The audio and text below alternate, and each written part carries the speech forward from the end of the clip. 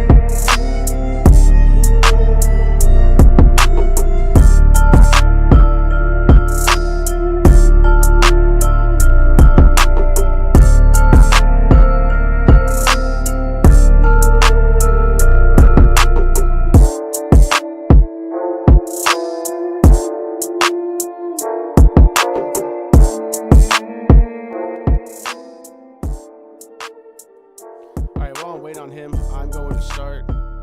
This is the Illminds Independent Podcast with your host, SPtheGreat. Co-host is Bloodleaf. He is not in here yet. This is episode 5, and this stream is by artist for artist. So I guess the first thing that I want to start off with is taking advantage of the resources that you have. Those resources could literally be anything. The main thing with music is like social media, right? That resource is literally there for us to use whenever the fuck we want. So if you're not taking advantage of the fact that you can reach out to anybody literally at any time, like nobody's stopping you, why? Social media is the biggest fucking resource that we have. Take advantage of it. There's been so many people that I've met through social media that have helped me. Straight Savvy, his podcast is one of them. I didn't meet Mike B through social media. I met Mike B at a show that I did. I fucking use him all the time. And not fucking use him, but he helps me, I help him. That's how it works. If you have something to offer somebody, typically they'll have something to offer you too. It doesn't have to be monetary, right? Like me and Sav have never given each other any kind of fucking money at all, right? We just fucking help each other. I shout him out every fucking stream. I'm going to continue shouting him out every stream. He lets me on his fucking show. If you haven't seen it, I recommend you come and stop by. It's a damn good show. And when me and him get to going, me and him get fucking going. Sometimes it's not even about music shit. It's fucking great. But how would you take advantage of a social media resource, right? I guess that would be like the big question that needs an answer. It's super fucking easy. Message people, share people's shit, comment on their shit, make them know that you're supporting what they do, and typically they'll end up taking a notice in you. And if they don't take a notice in you, keep doing that shit. If you actually support them, comment, like, share their shit, and fucking don't be afraid to message them. Most of these people are just people, bro. If you don't message them, like, what the fuck are you doing? You're just wasting your fucking time. If they see that you're willing to help them without you giving anything to them, or sorry, without them giving anything to you, without them asking you, and you're just doing that shit willingly, typically they're gonna fucking work with you. It's really not that fucking hard. I mean, another thing would be like just to directly fucking message people. Put out a post asking if anybody needs beats, asking if anybody needs mixing, asking if anybody needs a feat. There's so many different fucking things that you can do. So it's a waste not to take advantage of them because it's all free. You don't have to pay anybody for this shit. You literally have a fucking account already. If you're an artist, I would hope you have a fucking artist page, right? So get on your artist page, make some fucking posts, see if somebody wants to work. It's really not that bad. Like, the only thing that you're doing when you don't put anything out is you're wasting your own fucking time. You're wasting the potential that you have to create something, engage with somebody else, and maybe make something new. Why? You have too much fucking pride? Oh, I don't want to work with that guy. I'm better than him. Oh, shut the fuck up. That type of shit right there automatically, like, if you aren't willing to work with somebody because you think that you're better than them, or you're not going to let somebody work with you because you think you're better than them, you're a fucking piece of shit. Fuck you. Hands down. It doesn't matter. It's a growing experience for both of you because you can either help that artist get better at their craft, and that artist will help you teach yourself to be fucking humble and not be a fucking dickhead. That's one of the biggest things that a lot of fucking musicians have. It's a fucking giant ego.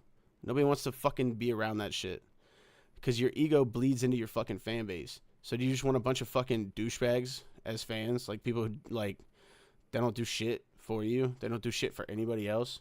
That's fucking stupid. Fuck that. I don't want that shit. If y'all want douchebags as fans, y'all can fucking keep them because I don't fucking want them. I'm going to adjust this lighting real quick.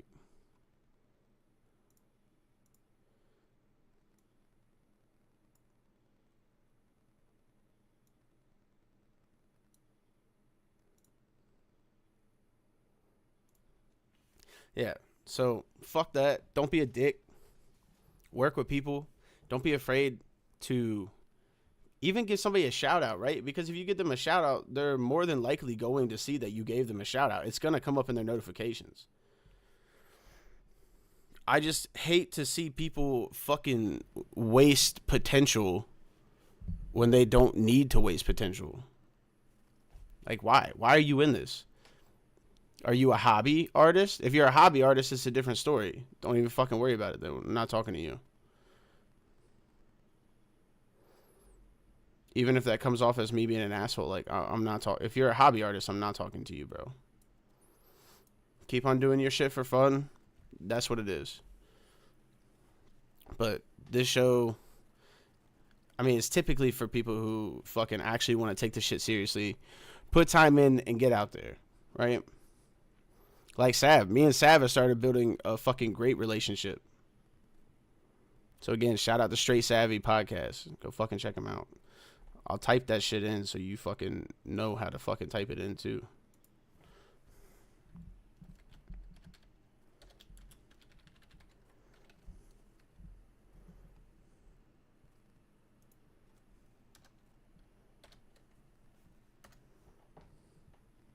Straight Savvy on YouTube. Go check him out.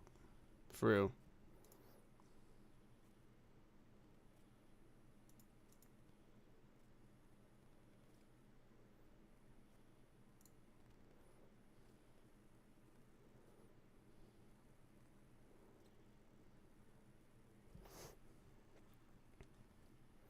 Yeah, no, Sav a fucking real one though, for real. The shit that he helped me out with, I'm not gonna speak on it, But I will tell you that if you are looking for somebody to help you grow and that can do that and has the means to do that, and I'm not talking financially, talking contact wise,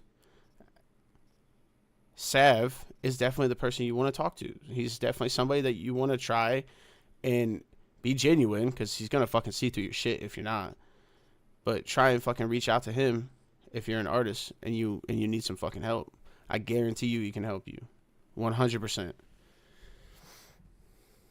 I think I still have people fucking following me because of Stav, like, every fucking day. I have a list, like, in front of me that I can just scroll through. I get, like, at least fucking 4 or 5 follows a day. Just in the past 11 minutes from Sav and Mike B, I just got, like, fucking 20 follows or some shit. Like, they'll help you. So that's taking advantage of your resources. But like I said, don't take advantage of your resources like a fucking douchebag. We don't fucking need that shit. Taking advantage of your resources is reaching out and making connections with these people in order to help build you and their platform. That's taking advantage of your resources. Not like a fucking dick. Taking advantage of your resources would be if somebody is helping you and you're not doing a fucking thing for them.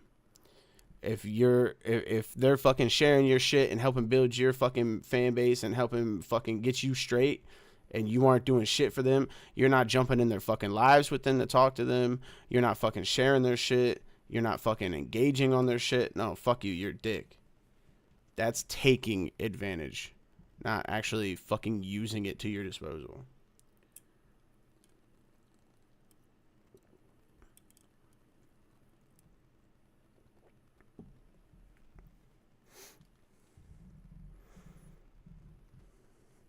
I know the screens probably look a little fucked up.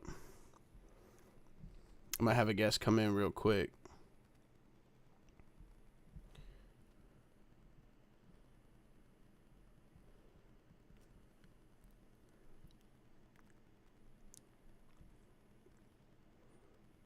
Just give me 1 second, guys.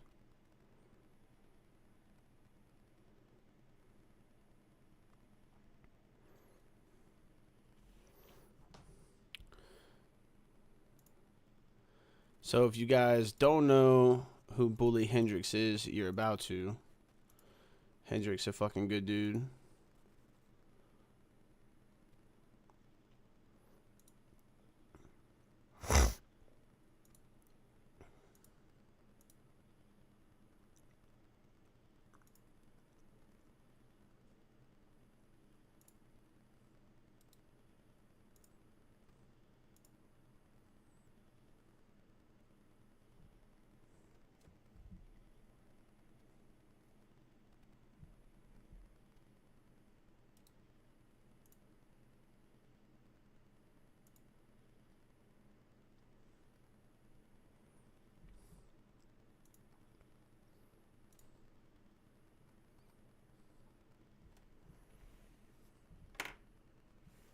Before I talk any more on any of this shit, I'm gonna play a couple beats while I wait for him to get in here.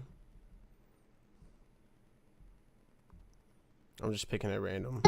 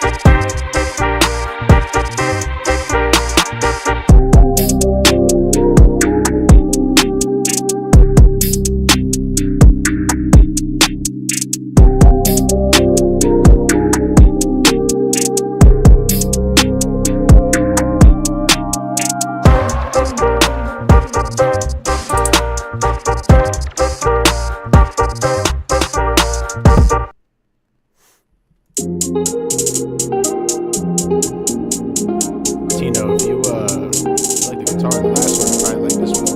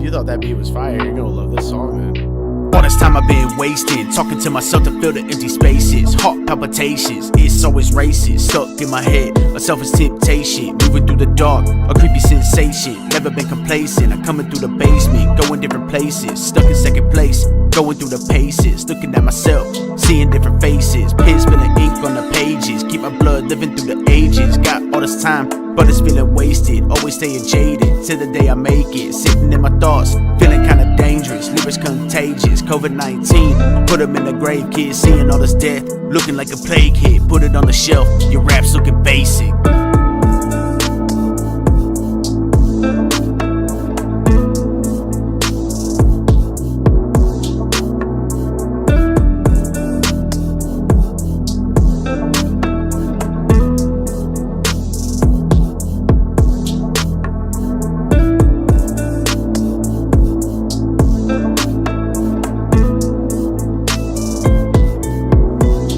I still need that extended chorus for this.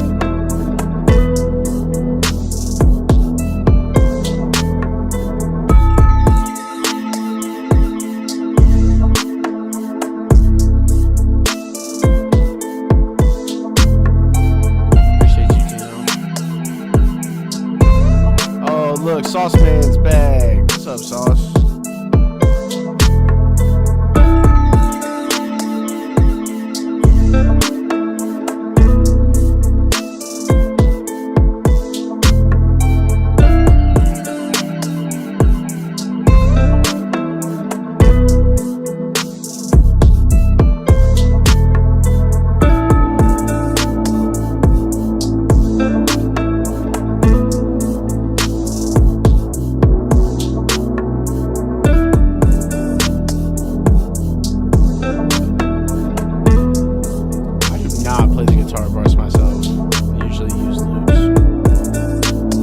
I could fucking play guitar like this. I used to play a little bit,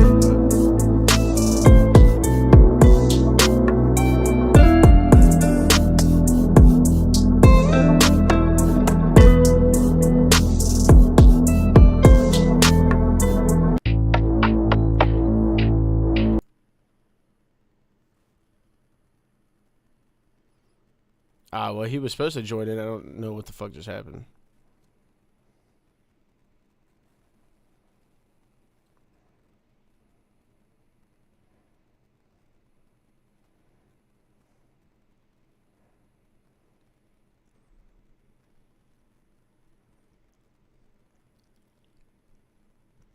I went to fucking accept it and it didn't let him.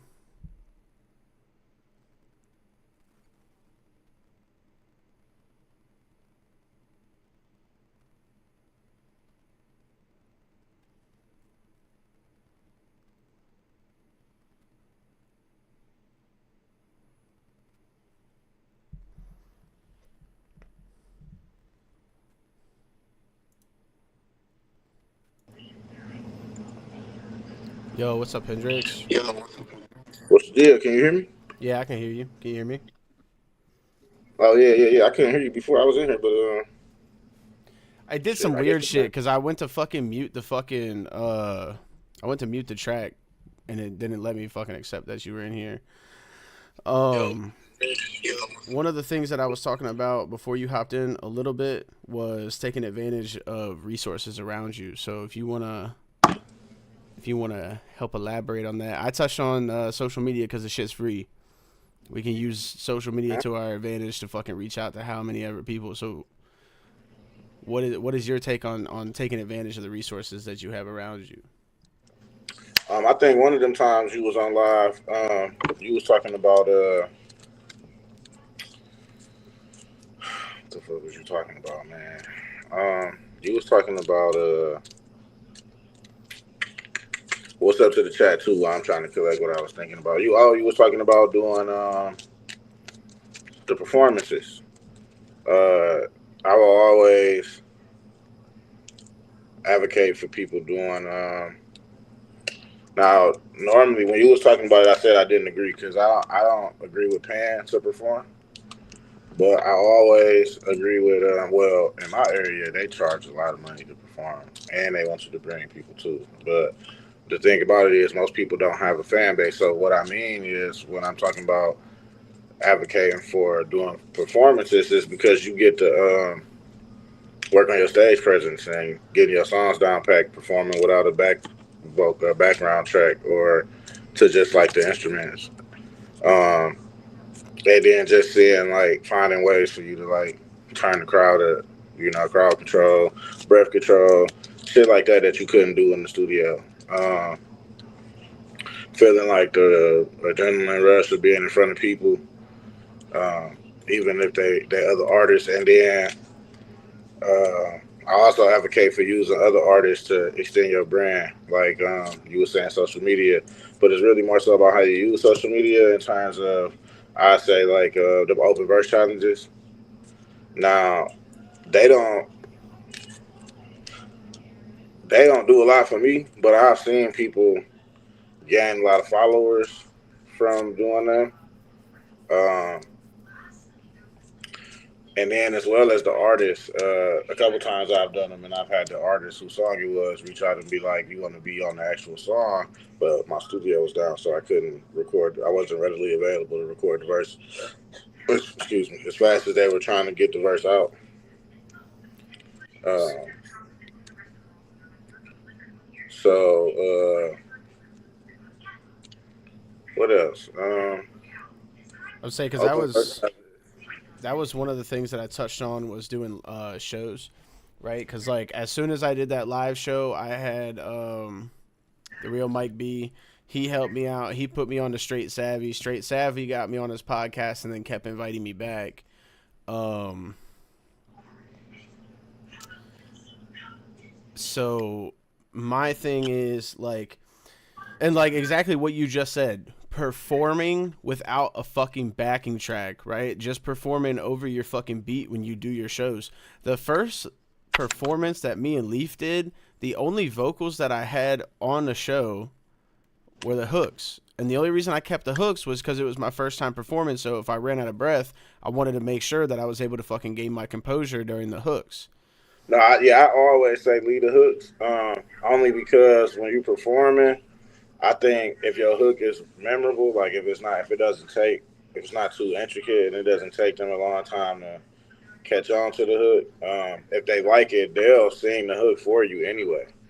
So I always say you can lead a hook in and just do your verses because they longer and most verses aren't super repetitive. Like a hook could be like, get it sexy, get it sexy. So if she performing that, the crowd is gonna start screaming that anyway because it's so repetitive.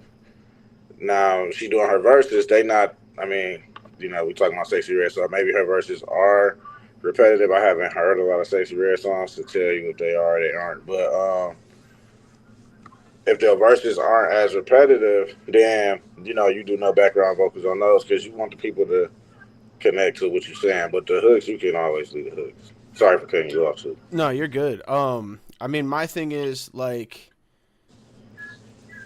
that. I think that's what really got the attention of the other artists that were in the room. For me doing my first show with no backing vocals, just having my hooks, and I had everything prepared the way that I was supposed to have it prepared. I had all my lines right. I had everything that I was supposed to do the right way. I think that grabbed the attention of the artists that were in the room, because I had veterans that have been doing this shit a lot longer than I have. And like I said, so that show opened up new doors to me because then I had artists reaching out to me that wanted to work together. I got put onto somebody else's platform who me and Sav have a good relationship now. I wouldn't say that we're friends yet, but I would say that we are building a friendship. So I appreciate that a lot because, I mean, like, you hear me every time I'm in here. Like, I give Sav kickback. Sav gives me kickback all the fucking time. And, like, as soon as I talked to Sav and I was like, yo, this my boy Bully or whatever, he didn't hesitate to give you a play and shit. And so my thing is, like, just building. Don't be a dick. Like, that's the biggest thing, right? Don't be a dick. Don't have a giant ego. Take advantage of the people that you have around you. Build those fucking relationships and move your shit forward. Because if you always sit here and you think that you're better than all these other fucking people and you don't need this and you don't need that, nobody's going to want to fucking work with you. And you're not pushing yourself in the direction that you need to go. Yeah, I in my music, I say I consider myself the best rapper alive a lot in my music, but you never hear me talking like that outside of the music. Like, and I don't treat other artists like that either. Like, man, you know what I mean? Because music is collaborative, and yeah. So what you said about not having a huge ego, I think that's the biggest part of a resource is the fact that it's free, and then you can connect to almost any artist on the planet that's doing what you do. Facts. But if you come in with the ego, and you know what I've learned is the people with the most talent don't usually have the biggest egos. It'd be the people that do a lot of numbers. Like, because since the internet is really a numbers game, you see the guys with, who doing hella numbers. Those are the guys with the egos for the most part. So I'm gonna hold on right there because there has been some shit that I've seen that's pissing me off. Because there are motherfuckers out there that don't have the numbers and the math don't fucking add up. Because it looks like they have the numbers, right? Like they'll have 3,000, 300,000 fucking views on one of their songs or fucking whatever the fuck you want to say. And they got fucking 5 likes, fucking 10 comments. That don't fucking add up. Oh, well, yeah. I mean, we know those guys are botting. Yeah, right? And they got big ass fucking egos because they think they can pull that number fucking card and be like, oh, well, I'm pulling more numbers than you. Yeah, bitch, when you fucking pay for them, I guess you are pulling more numbers than me, right? Yeah, because we can't readily prove that your numbers are inflated, right? Like, I mean, the thing is though, it's like the music and the music labels know about that shit too. Because if you pay for the fucking streams, right? Like, and this is a thing. So this is what pissed me off. Me and Leaf were talking about this the other day. Is like Lil Man J turned Lil Baby's genre of rap into satire. Like, there's been a lot of artists that are turning that genre into satire because they know that it sounds good and people will listen to it if it sounds good, even if they didn't live that life before. So how the fuck do they get bigger? Because the music sounds good. All they have to do is pay for the fucking streams, right? They get the fucking bots. Once it's botted, you end up having that get pushed out in the algorithm. So if it gets pushed out to 20 people, right? Those 20 fucking people, all they have to do is share it. that 20 people turns into 200, that 200 turns into 2,000, and it keeps growing because everything's instant. Everything's so fucking fast. So when you pay for fucking bots, which the music industry takes advantage of, so everybody fucking be aware of that. Yeah, no, it's ass. They understand how it works and they're using it to their advantage. I don't fucking like that. I still believe that you can build a fan base organically without having to pay for fucking streams and skewing the numbers and shit. But that's like with a lot of bigger artists, that's what you get. You have a lot of botted streams. They can't even tell how many streams they actually have organically. Well, so they saying the rule of thumb is half. I don't know if you knew about this or not, but Megan Thee Stallion dropped her last album. I think it was self-titled Megan. Initially, they said she did 60 million streams on Spotify. Then 33 million of those streams were recounted because they said they were fake streams. So usually it's about half. But you got to remember, again, we're talking about the internet, right? The internet is a numbers game, but people are visual, right? So, and I don't know if you tell me if this works on you or not, but if you scroll in and you see something, because I've done this a lot of times, I've seen a post that later on went on to become viral, but I might have seen it in the beginning stages and didn't pay any attention to it, and then seen it again when it had 2 million views, and then I've watched it to be like, why did 2 million other people watch this? Right? And so, what the fuck was that? And so, because people are visual in that way, if you got an unknown artist such as yourself or me, and you drop a video, and your video got 130 views, but tomorrow you go and bought it, and it go up to 100,000 views, well, then you might just get 50,000 more people to watch it because now I got 100,000 views. And as you said, it's being pushed out to a broader audience because the platforms make money based on how long you keep people on your specific channel. So we watching this, we on your YouTube channel right now.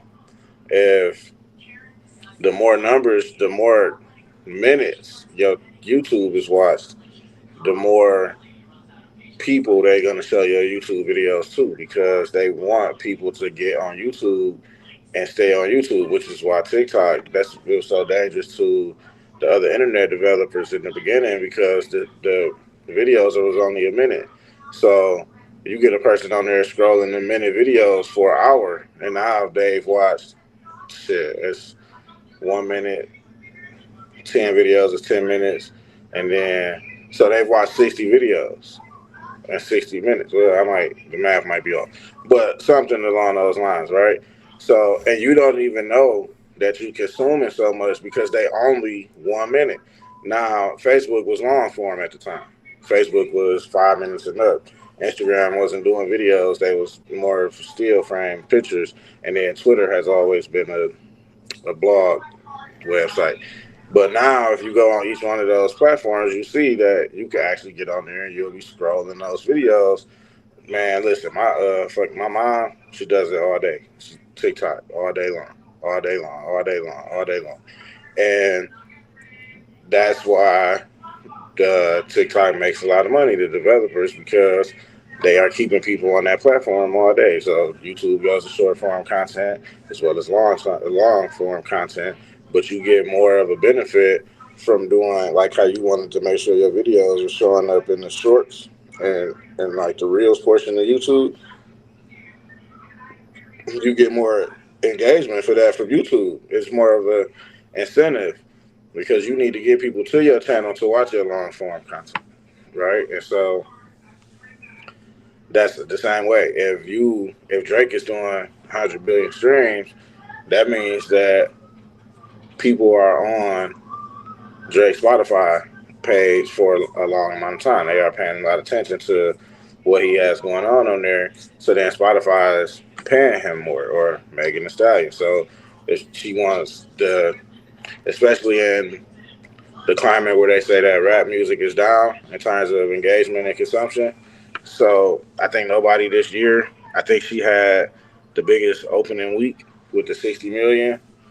And then with half of that gone, we see that you needed to come out with the 60 million. Now this is months later down the line. I mean, this is a couple weeks down the line when those 60 million. So she made up those streams immediately. They took the 30 away, and then but that 30 had already been probably made back organically because of the fact that everybody seen that it said 60, and then they went to go watch Eminem. They had him. He dropped his album in July, and he was like 1 point something billion streams for the month of July.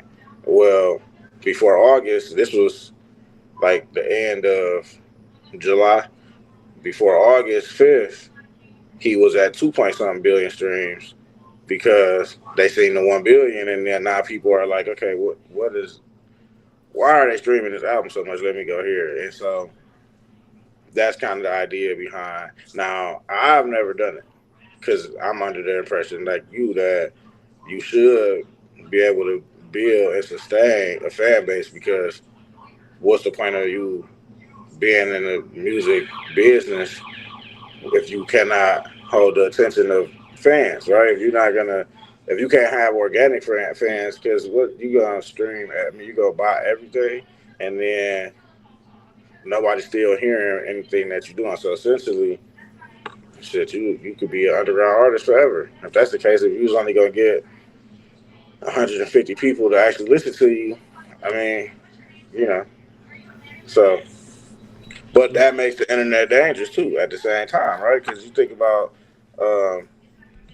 50 Cent going diamond, people had to actually go buy those albums, right? So that diamond plaque for him mean a little bit more than the diamond plaque that Drake might have got from streaming, because shit, you really could have paid the streamers or paid the botters to get you those numbers. Which Spotify is supposed to keep track of, because 80% of your fucking streams aren't supposed to be botted. So there's no fucking way that you're going to tell me that 80% of fucking Drake streams aren't botted streams. And then at the same time, they only are governing people like us, right? I've seen a lot of people saying Spotify is taking their music down because they're saying that their records got added to botted playlists, and not even by the artist. So if you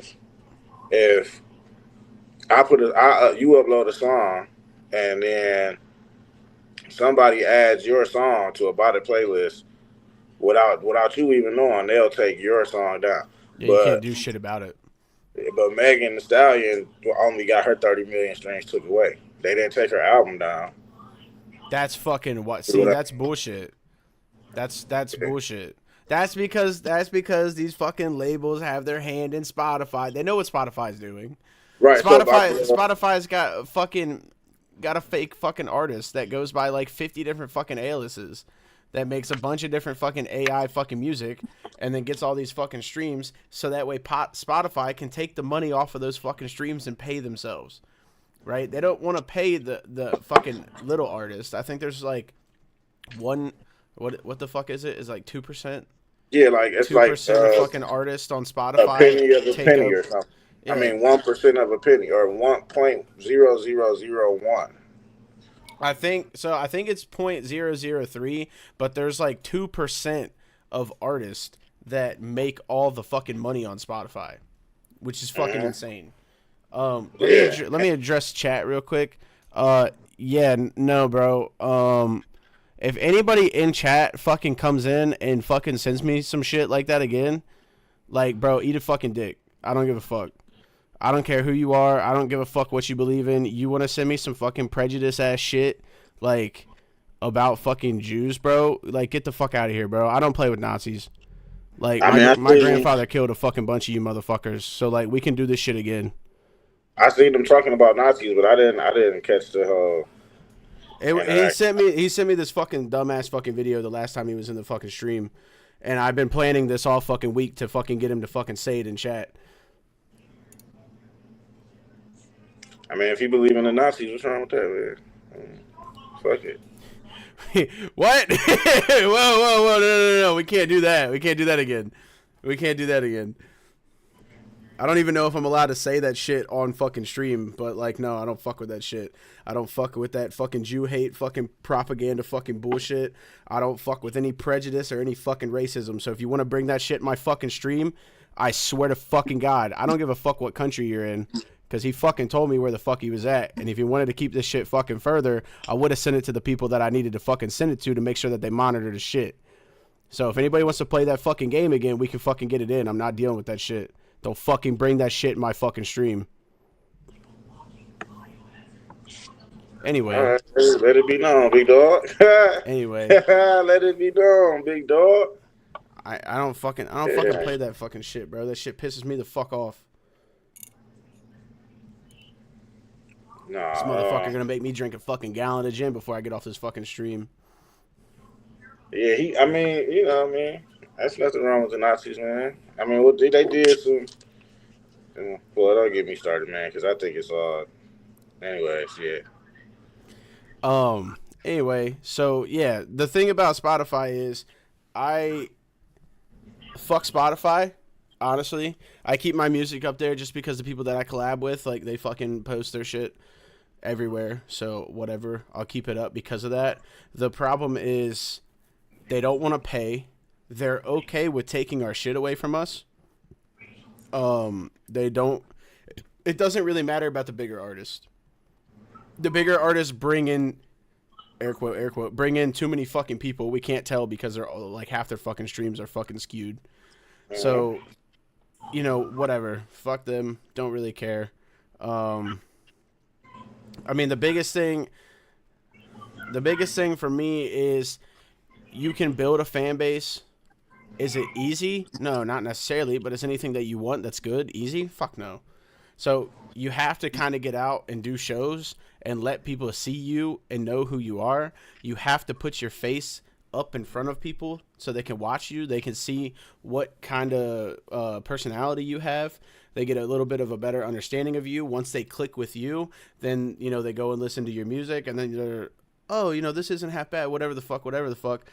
Bam, now you start to get a following because you're actually doing something. My problem is the people who, like, just make a bunch of music and put the fucking music out, and they're like, I don't understand what's happening. Nobody's following me. I can't get any streams. Maybe because you're only doing, like, an eighth of the fucking work. There's more shit to do after that. There's way more fucking shit to do.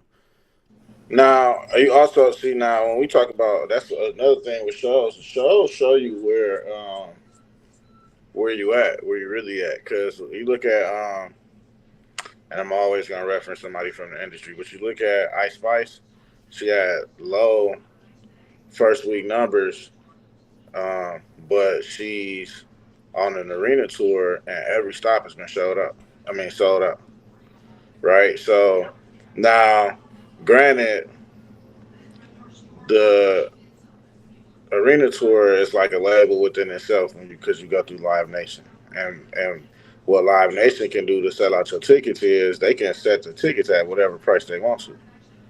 So if you sell half the arena at regular price and then they put your tickets down at $4 and throw them at Groupon, well, I mean, you're going to sell out. Either way, that's where, so I agree with you about doing the shows and networking with other people. Because, yeah, you got a guy like you, right? Your last couple of releases has been thousands. I got one that's been in the thousands. So you can get somebody collab with you. He gonna imagine he might do 300 shit. I told you I got songs on Spotify with 0 listens. So, but you can do 300 consistently, and then you got a song with 1,000. Now you do a song with me, and then I get exposed to the 1,000 people that might have listened to you last month, right? Exactly. And so then that don't happen if you got a super ego or I got a super ego, right? It's like the idea of you, and I just watched a video on this before I got on here. The guy said over his career, Steph Curry has shot 2.5 million three-pointers. Jesus fucking Christ. He's only made 3,300 three-pointers when it counted. right? So it's the things that you do in private that determine the glory you get in the public. Facts. So that's kind of where it's at in terms of who you are, right? Because you could record a million songs, but you're never gonna get anybody to listen to those songs. Another quick little, you know who Saw How the Prince is, right? Like, so this guy did he said he was doing music, releasing music, and like every other struggling artist, he wasn't doing a lot of streaming. Um, but he ended up linking up with, and I hate to get all the white rappers confused, but it's not Action Bronson, it's not MGK, but it's somebody like one of them. Oh, It's is it Anderson Paak. That's who it is. It's Anderson Paak. He goes, he does a song with Anderson Paak and somebody else. They shoot a video to it, and that video gets seen by Kanye West. So then Kanye links up with Saha, and then he begins writing for Kanye West. Now, that don't happen if Saha stay in his bubble as like I'm the best rapper. These guys they can't rap like me, but they doing the numbers. You see what I mean? And they doing the numbers, and he not. But they could have just been like, I'm doing numbers. We don't really need you because you don't do numbers. So I'm not gonna really benefit from you. But the idea was mutual of you're an elite rapper and I do numbers. They also went on to do other music together too. So like this is still sharp as steel. Sometimes what you're looking for might be in somebody else, right? And that's a lot of times the problem with people, um, as if you can't have what I lack and I can't have what you lack. So you become so focused on having being a total package that you forget shit. Hot dogs need buns to be good, right? Hamburgers need buns. Without the taco shell, it's just ground beef. You see what I mean? So it's like you got to look at things. You can't be. You can't start thinking that you bigger than the system because you did some numbers or because you do what you do well. Well, who would Beyonce be without Destiny's Child? damn, you got a good point. Right? It's no Jay Z without Dame Dash, no Lil Wayne without Cash Money, no Drake without Lil Wayne, no Kanye without Jay Z. So we go all the way down the line of all these things that we think is great. Had they not been connected to something that was great before they got there, it would be no such thing. So we look at Spotify with the labels. Of course, the labels are involved with Spotify because there would be no Spotify without the record industry. You know what I Facts. mean? Even though the owner of Spotify doesn't believe that our fucking music's worth anything. Hey, give me one Yeah. second. Let me go grab another drink and turn on this fucking air conditioning because it's hot as a bitch now, and I'll be right back. If you have anything that you want to talk about while I'm gone, feel free. Oh, I just was gonna say that I feel like the state I live in, we only had 3 weeks of summer, but you know what I mean. I guess that's how the cookie crumbles sometimes. So shout out to you for getting to use your air conditioning. Shit, man, fuck air conditioning. I'd rather have just fucking heat all year. Because we only had 3 weeks of summer. Fucking trash, man. I like the summer. Every culture has done bad and good stuff. Singling one out is unacceptable. I agree. I agree, man. Because we only people. What? People can't be perfect. And that means that they go. And you know what else is really interesting about that quote, Lee? Is that power corrupts usually, right? Like no matter who has the power, eventually the power will corrupt them, and they'll do things that go against the very reason that they want to be in power in the first place. Also, when I said that I wanted heat, I meant like firewood heat, fucking pellet stove heat, like not fucking outside heat where I sweat my ass off all fucking day long. Yeah. I kind of figured you was talking about like a furnace or something. Not, yeah, yeah. No, I want actual sun heat. See, we should switch places because I'll be in heaven out there. But not too hot though. Like I don't want to like. I mean, I couldn't burn up anyway, but I don't want to melt or anything like that. But I mean, shit, it's fall here, so when I walk in the stores and they got all the Halloween shit out, it's like, okay, okay, Shit, okay. it fucking. I think we just got out of the hundreds a couple of weeks ago. Fucking finally, like it stopped hitting like a fucking heat index of like 101. Because I know for like a week there for a while, it was like 104, 105 consistently, and I was like, "Fuck this shit, bro! I'm ready for winter." Yeah, we never hit 100. We never hit 100 this year. Also too, yeah, it's about we in the 70s, and we not even gonna hit 80 this week for the rest of this week. I'm gonna tell you right now, you lucky as fuck. Nah, man, it's still summer, man. If it was the middle of September, I'd be like, cool. But it's August. It just turned. Well, and August kind of flying past too, man. It's crazy because it's the second week of August already. Damn, yeah, I just realized that. That's crazy. Second week of August. My kids go back to school in 16 days. That reminds me, fucking DBL invited me to go to Greencastle to the end of summer bash. I think it's August 24th because he tried to get me on a set. But I don't think they had any openings, so he was like, "Do you just want to perform our songs with me on my set?" And I'm like, "Fuck it, bro. I'll do another show with somebody else on stage. I don't give a shit."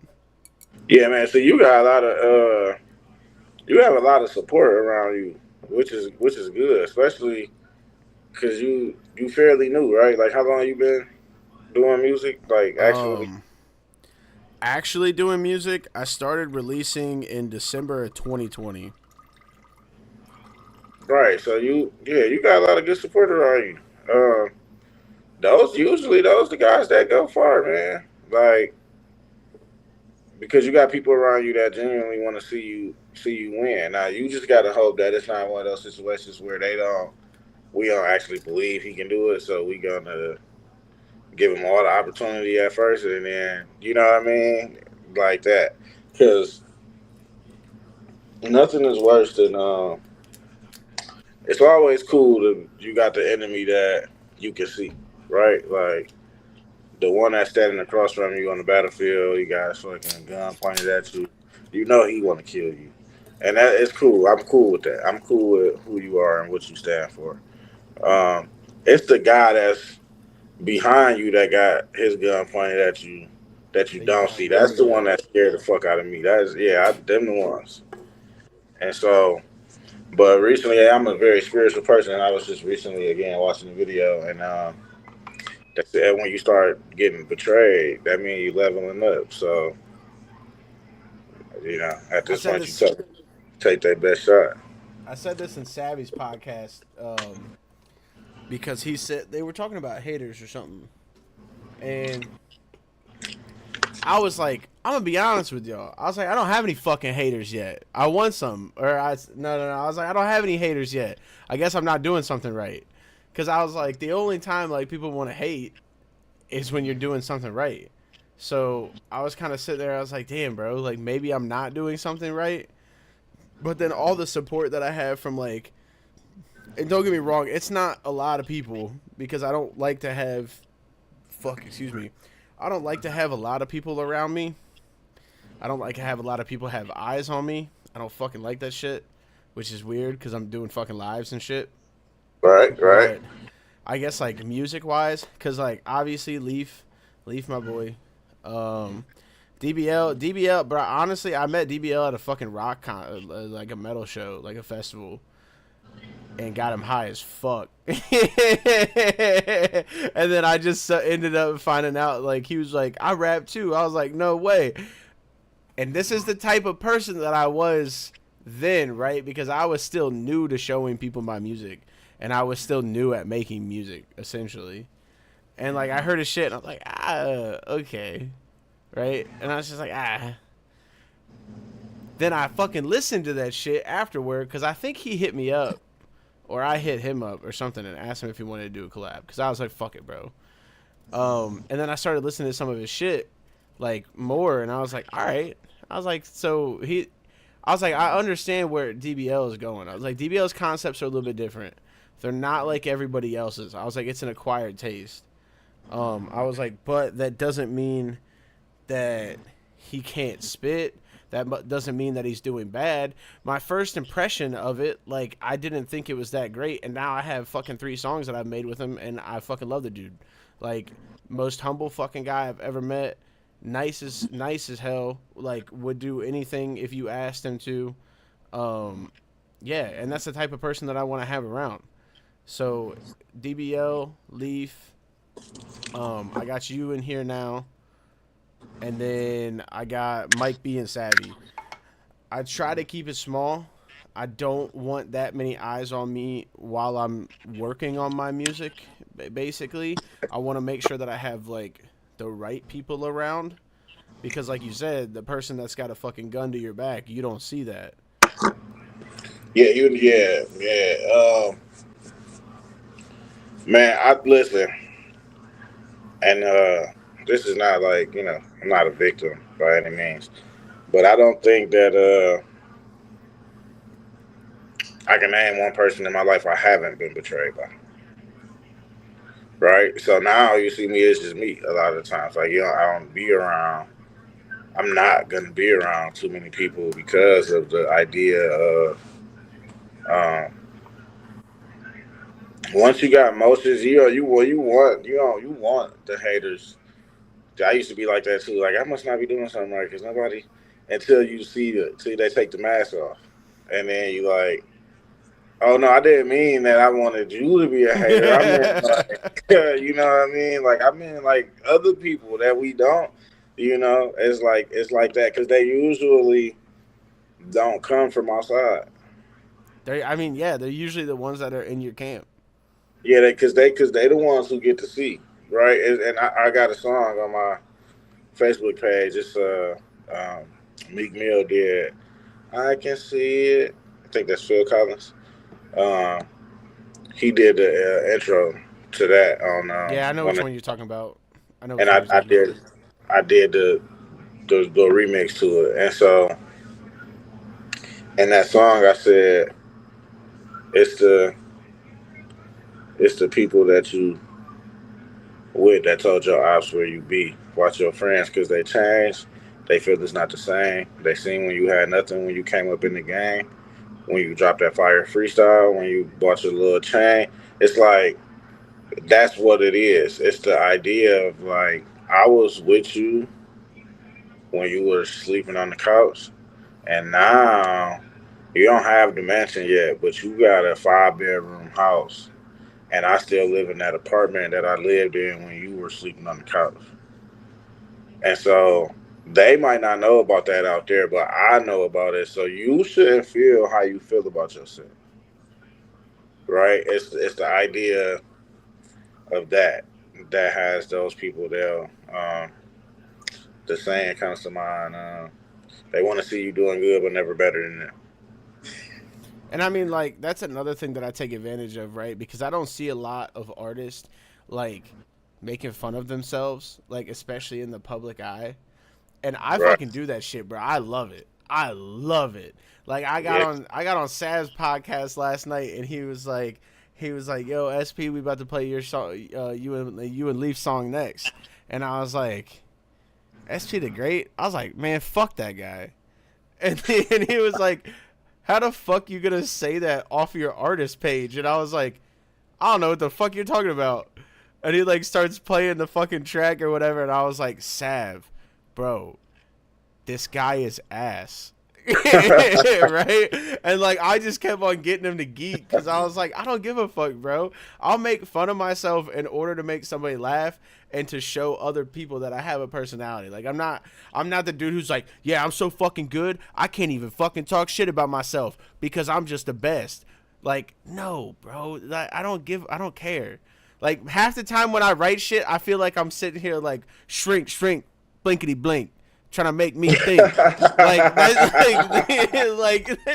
like half the time I write shit, I'm like, damn, bro, like that don't even sound Oh no, that is crazy. He said shrink, blinkety blink. What? Fuck out of here.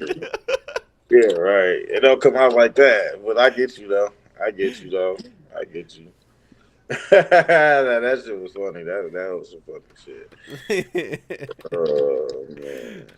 I mean, like it's just like to me, I feel like if you want to take advantage of everything that you can around you, it literally just comes down to just not being a dick. It's like it's just making sure that you're putting yourself out there the best that you can in your most natural way. If you're just automatically like an egotistical dick, that's you, bro. Put it out there.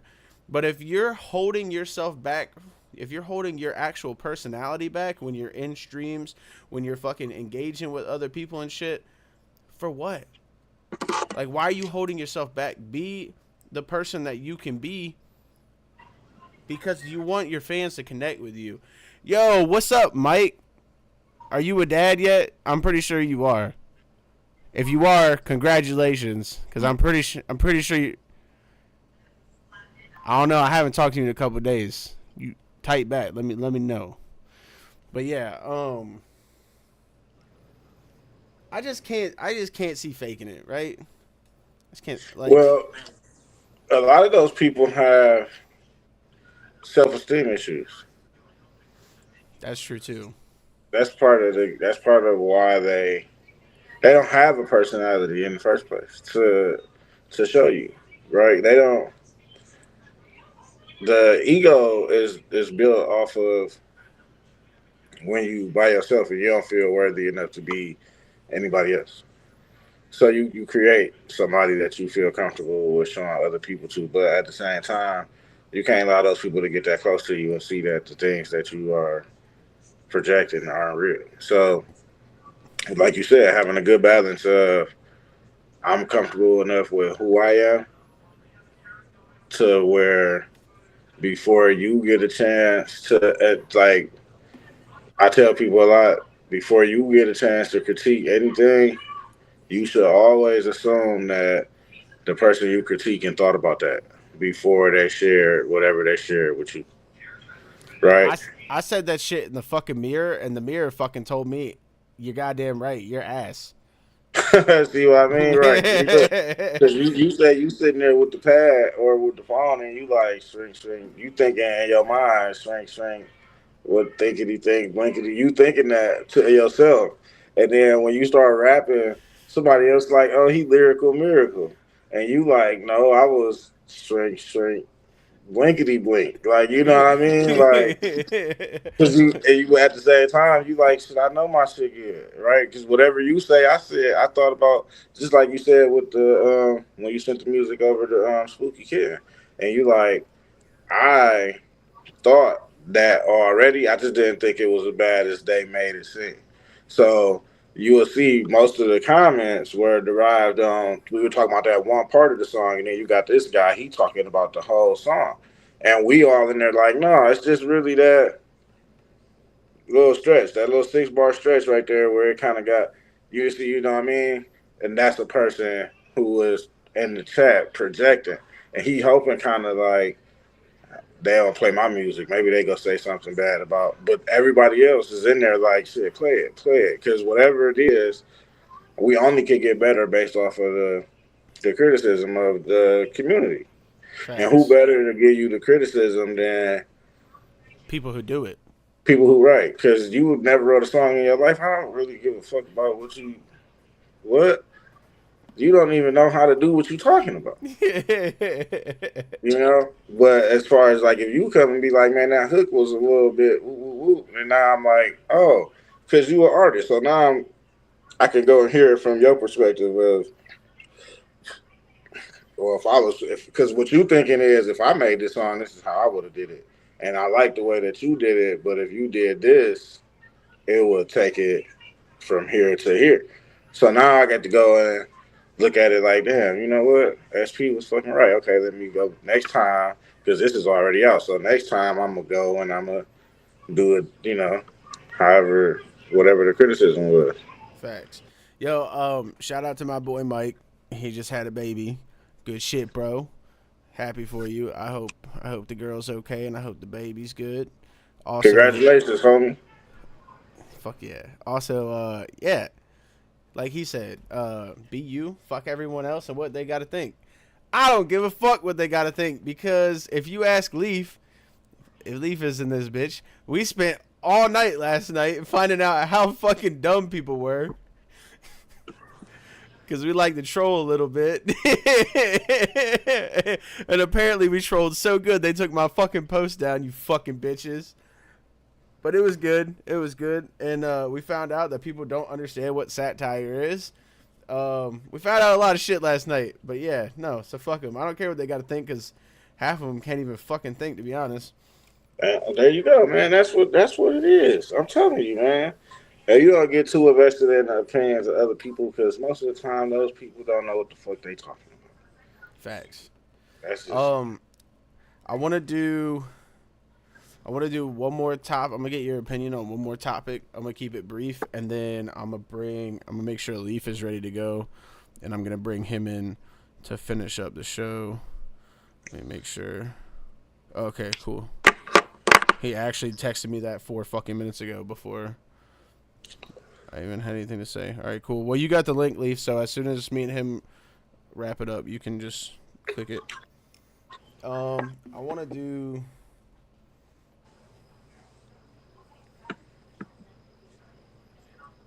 Let's go with finding your genre and sound. So, like, I mean, for me... Like, right, we've already had this conversation. I like everything. I will fucking do everything. I wasn't necessarily going to do it under SPtheGreat. And hold on. I will probably mix some shit. But I just got, like I said, Sab fucking hooked me up with something. So now I really have to think about my options and where I want to go. Because SPtheGreat's an independent artist. You can't own me. But if I had a fucking band together and wanted to make some shit happen, I don't give a fuck.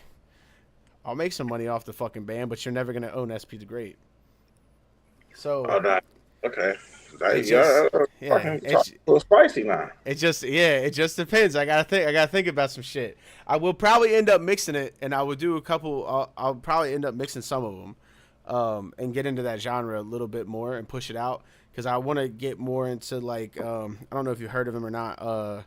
I Am Jake Hill. He has, like, a lot of, like, metal shit mixed with rap. And not like the Linkin Park kind of shit. Like, it's, like, fucking rap just mixed with metal. It's fucking dope shit. So I might get into that a little bit more. It just depends. Because I know I do have a guy who's willing to play guitar for me and Leaf now. His name's Cody Roan. Dope as shit. You guys should check him out too. Yeah, so shit's moving along. There's been some shit that's changing.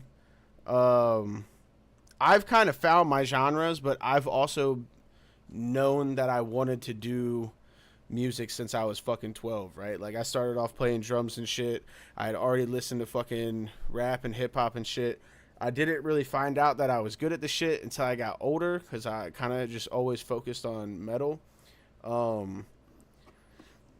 But, like, I feel like people don't take advantage of the fact that when they don't have a big following, they can literally do whatever genre they want. Mm-hmm. I got into an argument with a fucking Facebook page over this shit earlier because they said country rap is where failed white rappers go to die, essentially. You mean like Jelly Roll? See, I don't know a whole lot about Jelly Roll. Okay. I don't know a whole lot about, because I know, like, him and Lil White used to trap together back in the day and shit, and I like that's really, like, the extent that I know. I don't know any of his music. I don't actually know what kind of style he's in. I guess you could say that, like, see, this is the thing that pisses me off, right? Is because, like, Lil White is, like, heavy in the country rap scene right now. Like, he's still doing a bunch of shows and shit. I don't think Lil White really ever died. I think what the problem, which he's spoken on this, the problem that Lil White had was that 3-6 brought him on, and then when 3-6 kind of like went their separate ways and did their own things, like he didn't have enough ground to fucking stand on. Like when they kind of just split up and did their own separate shit, like the floor kind of fell out from underneath of him because he just didn't have a great fan base. Like I still knew who fucking Lil White was. I still remember all of his old shit. Do I listen to his new shit? Not really. If he's making country rap shit, I'm not going to. I think country rap's ass. I don't really give a fuck what anybody has to say about that. That's my opinion. Because I know I'm surrounded by a lot of people who do country rap. Like with the fucking shit that I like. You are so fucking unhinged, dog. Yes, bro. I mean, like that. That's how you have to be, though. Like that's how you have to be raw. And like, I'm not digging at people who do country rap. I'm not like sitting here like, oh, you guys fucking suck. That shit's at. No, I don't like country rap, bro. It's not how I grew up. It's not what I like. I don't want to fucking listen to this shit. Like, it's whatever. But if you want to find a genre, right? If you want to try new shit. If you don't know where the fuck you fit in yet, but you know you're good at this, and you know you're good at this, and you want to try this because you think these two could fucking mix and make that, like, do that shit. I hate when people, like, I got so fucking mad that this dude was being so negative. Like, oh, fucking all these white rappers go to fucking die in country rap, and they grow beards and wear boots. Bitch, I wear boots to fucking work every goddamn day, but I got a pair of fucking Air Forces sitting in my fucking room when I go out. I got a fucking big ass beard. I've had a beard since I was in 6th fucking grade, bro. I don't like country rap. Like, what the fuck do you mean? Talk your shit. That shit fucking pisses me. I'm like, bro, shut the fuck up. Like, you were dumb as shit. That doesn't even make sense. And I don't give a fuck if they see this shit. Yo, country rap, fuck your fucking Facebook page, you fucking faggot. I don't give a fuck if anybody cares about me using that word either. I don't give a fuck. That dude's a fucking retard. I don't care about that word. Leaf is usually in the comments like, hold on, calm down. Yeah, facts. Yeah, I don't think he's watching right now. He'd be like, yo, you can't say that. I said some shit last time in his face. He went. And I was like, nah, don't give me that face, bro. I don't give a fuck. I don't care. This is my show. I'll say what the fuck I want. I came in the stream cussing, and I think he was like, you cussing too early. I don't know if he was talking to me when I started it, because when you start your streams, you have to wait like a minute before you cuss, so that way you can still monetize. But I don't know if he was talking to me or if he was making fun of Sauce Man. I haven't figured it out yet. I didn't ask him. But no, I mean, that's my thing, bro. Like, if I wanted to do country rap, which I fucking don't ever want to do that. If I wanted to, I could fucking do it right now. Just because I can. I don't have that big of a fan base. I can literally do whatever I want to figure out what people like. But I don't want to jump on trends. I don't want to that's not me. I'm not that guy. I will keep making the music that I like, because country rap is a fad. It is a fad. Don't care what anybody says. This shit just popped up like out of nowhere. And, like, people love it because all these little fucking city girls that live in the fucking concrete jungle went out and bought a fucking cowboy hat and some fucking cowgirl boots off of fucking Etsy and think that they're fucking cowgirls. And they're like, oh, my God, I love Shabuzi. Like, no, shut the fuck up, bro. Like, Shabuzi ain't even from the fucking country either. Motherfucker was born in Fairfax and grew up in fucking Woodbridge. I'm pretty sure his shit says it online. Somebody fucking fact check me. But I live in this area. Fairfax is the straight city, and they call Woodbridge Hoodbridge for a fucking reason. All he did was took the Jaquan Tipsy song and sang it different. It's not even his song. So yeah, but see that, like, and that's what I'm saying. Like, people are jumping on this country rap thing because it's a fad. It's gonna go boop, and then it's gonna back down. Nah. Listen, they said the same thing about auto-tune and trap music now. Come on. They said the same thing about Young Thug and Future. I hear what you're saying. Fucking Mike said I was born in Fairfax. Ain't no country out there. You goddamn right, there ain't no fucking country out that bitch. I was born in Fair Oaks. There ain't no fucking country out that bitch. Them motherfuckers got to travel 60 miles up the fucking highway, and they ain't never do that shit. They go 6 blocks, and they're done. But just one of them things, like you said, it's a satire thing, right? He in the studio and he like, fuck it, I'm gonna just. Music is all about the expression of the heart, right? So, Unless but you're trying to okay, get paid. because you're trying to get Leaf on here, so let me. In terms of finding a genre, I think it's a never ending journey. I think that as long as you are open minded enough to try something, I think that you could do it at any point in your career. While I do agree with you on terms of as an independent, because you don't have too many people listening, is you can literally try anything till you find what you're good at. A lot of people don't know that Future used to rap like Andre 3000, right? And so until he found the sound that he uses now, then he was a nobody, right? So you never know what you imagine that. Imagine being a nobody and you in a group with Outkast and Killer Mike and CeeLo Green. Like how are you a no? But when you look at it from that perspective, Jason Tatum is on the bench in the Olympics because he's on the team with LeBron and KD and Steph Curry, right? So sometimes until you find the what works for you, you just keep trying, just keep trying, and then even when you find what works for you, it doesn't mean that you can't find something else that works for you. And it's not always, oh well, I gotta go try and hop on this thing that's fucking trending right now because people are listening to that shit. That's not what we mean by that shit at all. It just Yeah, means no, no, try different shit because either, and the other thing is too, like when we say try different shit, it doesn't mean quit the genre that you're in. Don't quit the genre that you're in. If it's not working and you just started like a year ago, 2 years ago, even bro, anything under fucking 5 years, if you just quit, you're not even giving it fucking time, bro. So don't quit that shit. Keep going, but try something in another genre while you're still working on the stuff in your same genre. Because people could end up finding the shit that you tried in a new genre, like it, go back and listen to your other music because it's new to them, and then they like that shit too. And now those fans see that you're versatile and you can make more music than just in one genre, one sound. Like, and the other thing is, don't try and sound like other people. Don't fucking go out and buy fucking Juice World's preset. Don't buy fucking Lil Baby's preset. Like, do your own shit. Figure out what sounds good on your voice and fucking make something of your own.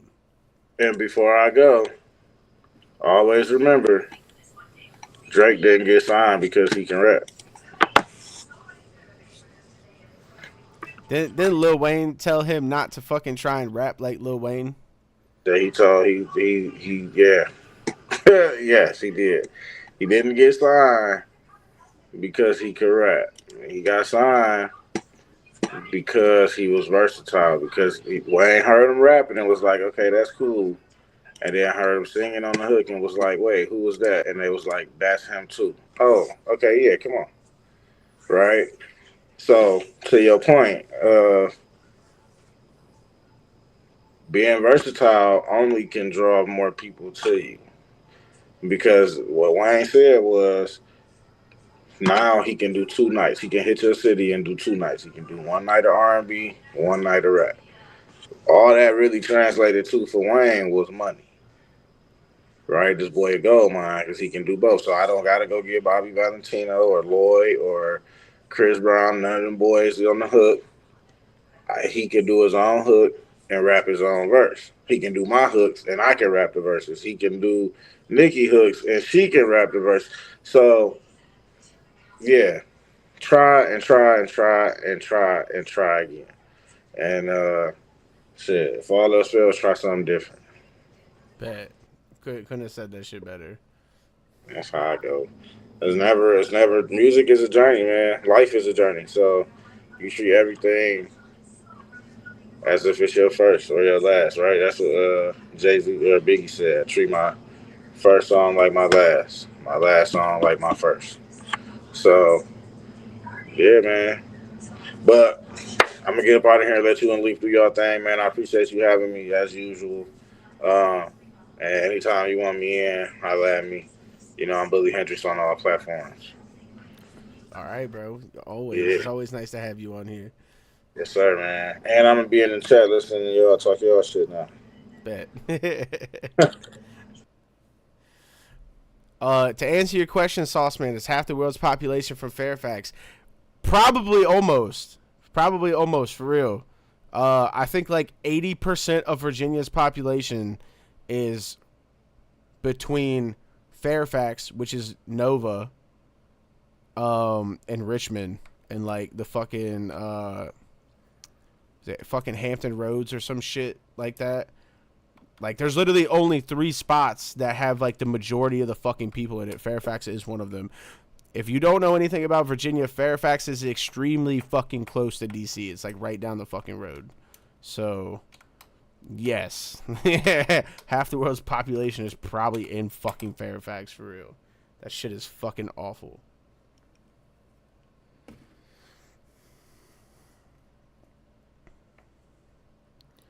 Alright, so Leaf should be in here. He should be joining. Now y'all get to hear me and Leaf talk our shit. Cause Hendrix got me on a roll now, bro. I don't give a fuck. Like, I don't care. I'm ready to talk about this shit. I got some other topics that are gonna fucking piss me off that I want to talk about too. It's like it's one of those nights, bro. It's one of those nights. I'm on fucking 3 hours of sleep right now. I fucking was pissed off from the start of my day. And I am ready to fucking unleash that shit on this fucking music shit. Look at this fucking guy, bro. Look at this guy trying to outdo me with his setup and shit. What a fucking dick. Hey man, I don't know what to tell you. I'm just out here having a good night. This is what it looks like outside on the patio. You know what it looks like inside my house? Complete fucking darkness other than this fucking TV screen. That's what it looks like. And there's a cat fucking running around here somewhere. All right. So, I don't even know what's visible. Good. No, you got your little lights in the background and shit. Like, it's kind of a cool little setup you got going on. Nice. So, give me 1 second.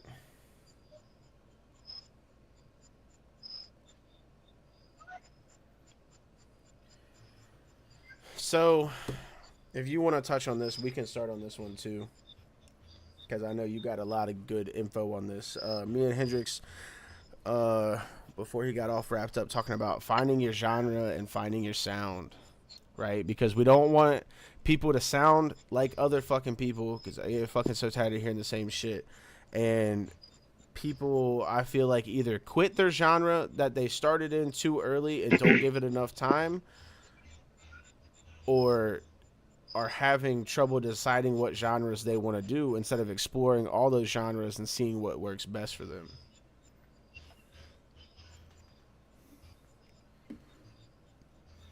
See, it's interesting with that. Like, I know personally, between you and I, many genres have been touched on, but like, it definitely took like a long time to like find that certain thing that I knew, like, oh, that's the thing I'm like really good at, that's like unique to me. And then even then, when I did that, I ended up having a bunch of people be like, oh, dude, that sounds nice. That sounds kind of like Post Malone. And I'm like, oh, cool, thanks. That's not what what I was going for, but my bad. It works. It works. Whatever. It's Post Leaf I'll Malone. take it. Post Leaf Malone. I'll take it. It's a compliment. I'll take it. Nah, I mean, see, so honestly, it's still something that I struggle with. I don't necessarily know where I thrive at. I know where you thrive at. Like, see, and that's like one of the things. Is like, oh, I know you know where. Like, nah, I see, because it's like, yeah, I'm good at rap, right? I'm good at the shit. I understand how to do it. I understand like all the stuff, like all the shit that I'm learning, all the stuff that I have learned, the Bro, new stuff that I've been you learning. pull out like a really good dark Memphis trap beat, bro. I feel Killing like it every time. I feel like Every damn I do time. that a lot. That's that you yeah, you that's like a specialty. There's a couple other types of genres I feel like you're really good at nailing. But like especially like some boom back type areas. But like yeah, no, that like those kind of beats, every time you do something on those, it's gold. As much like so my thing, I think my problem is, um, I know that I can do more. It's just getting my vocal ability to where I need it at. So do I need to take vocal lessons in order to get where I want to be? Fucking yes, I do, and I know that, I understand that. You definitely don't need vocal lessons for your rap voice. I mean, no, my rap voice is flat. Hendrix, we are both Juicy J fans. We both love Juicy Oh J. yes, I am big Juicy J fan. I finally Big got him on that inspiration to shit. some of my music now. Dude, I tried for every single time we had a conversation, I was like, yo, bro, have you checked this fucking Juicy J song out yet? Or we'd be like sitting there, I'd be listening to some shit, and I'm like, bro, this is fucking bullshit. Juicy J makes these fucking simple ass hooks that are just so good because they're so fucking simple. So finally, I think finally he was like, he fucking always talks about this guy. I gotta check this shit out. And I finally got him to where he was like, yo, I was listening to this Juicy J track earlier, and I was like, fucking right. I got that shit. I mean, it's good. It's good music. I mean, I don't know. Like, it's one of those things. I actually really, really enjoy a lot of the stuff he puts out. I mean, my favorite part about Juicy J is his age. Because he is somebody who came up in the fucking mid to late 80s. All the way from the fucking mid to late 80s to fucking 2024.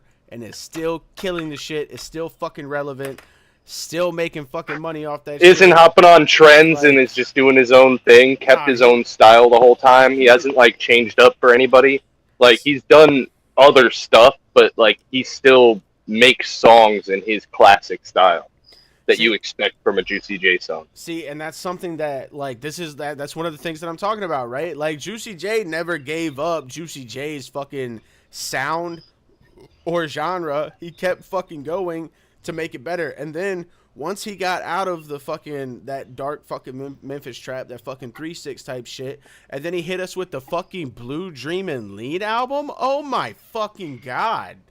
Like, so he kept doing what he was doing and then ended up finding new sounds in the same genre that he was doing, and he's still fucking killing it. Because now he's still got the same Juicy J type shit with the Mental Trillness and the Mental Trillness too, but they're different sounds than what all the other ones were. Because if you listen to every single album by Juicy J, he almost uses a new sound for every fucking album.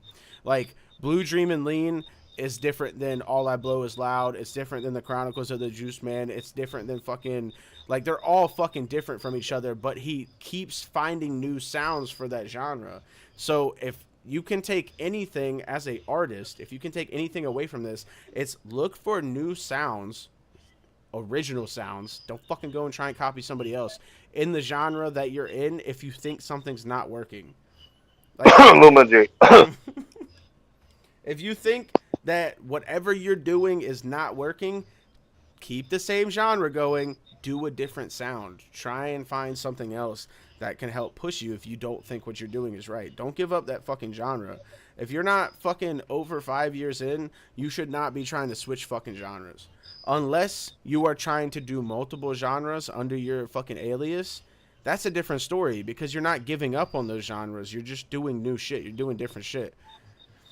I mean, Russ is a prime example for that. The reason Russ did so good was because Russ had his rap shit. He had his R&B shit.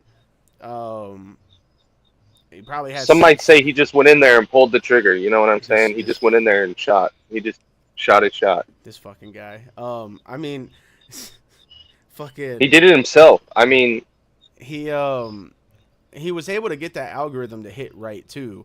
And the reason that he was able to get the algorithm to hit right, and this is what a lot of people don't understand, is when you're just releasing songs every week and they're all the same genre, they're all the same sound, they all kind of fucking do the same thing, the algorithm's not going to pick you up as much as it would if you're doing rap and fucking R&B or fucking hip hop and R&B, because now it's switching it up and it's pushing you out to different places. So the algorithm is more likely to pick you up because you have more eyes on you.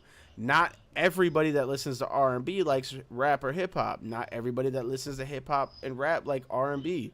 So now you're branching out those horizons for listeners, and the algorithms want to pick you up because they see that you're drawing in from multiple sources. But you can't do that if you don't break out of the fucking genre that you're in, and you just sit there and you're like, oh man, nobody listens to my shit. Now I get it. Which is exactly why I do what I do on my YouTube channel. If you're a rapper though, right? Like if you're just a fucking rapper, if you're just a diehard rapper, you don't have any ambitions of doing anything else but rapping. Be the best fucking rapper ever. That's all. That's what you have to do, and you can't be like, "Oh man, that's." I mean, you don't have to win an award for being the best rapper and literally be the best rapper ever, but like, fucking in your head, do the things that you think would need to be done if you were to be the best rapper ever. Facts. If you're trying to succeed at that thing, you need to imagine like you are the best at that thing, even if you aren't. Make new flows. Get your fucking flows down, pack and solid.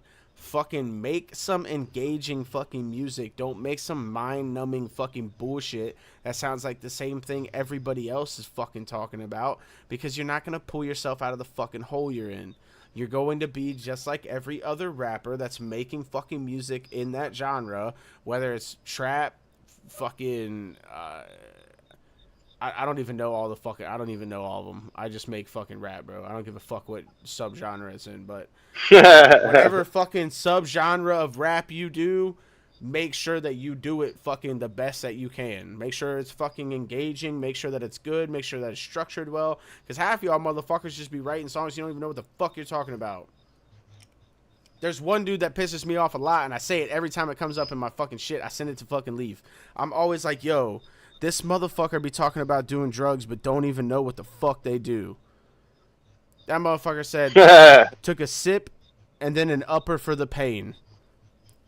And if you fucking see this shit, message me about doing some shit, because you don't know what the fucking upper is if you taking a fucking upper for the pain, bro. That don't even fucking make sense. Like the fact. Oh man, I was in so much pain I had to take some Adderall to stay up all night and feel that pain. Yeah, like what the? That doesn't even fucking matter. Took a sip and then an upper for the pain. You just said that shit because it sounds good, bro. Shut the fuck up. Get that fucking trash out of my fucking headphones. You don't know what the fuck you're talking about. Worst part is if he just said it the other way, it wouldn't have made sense with the downer. But whatever, it's fine. It's whatever. I'm not going to criticize. But I just like, dude, even when you're drinking and you're taking uppers, like it doesn't do what you think it's doing. Like, shut the fuck up. Like, don't make. That's what I mean when I say structure your shit right.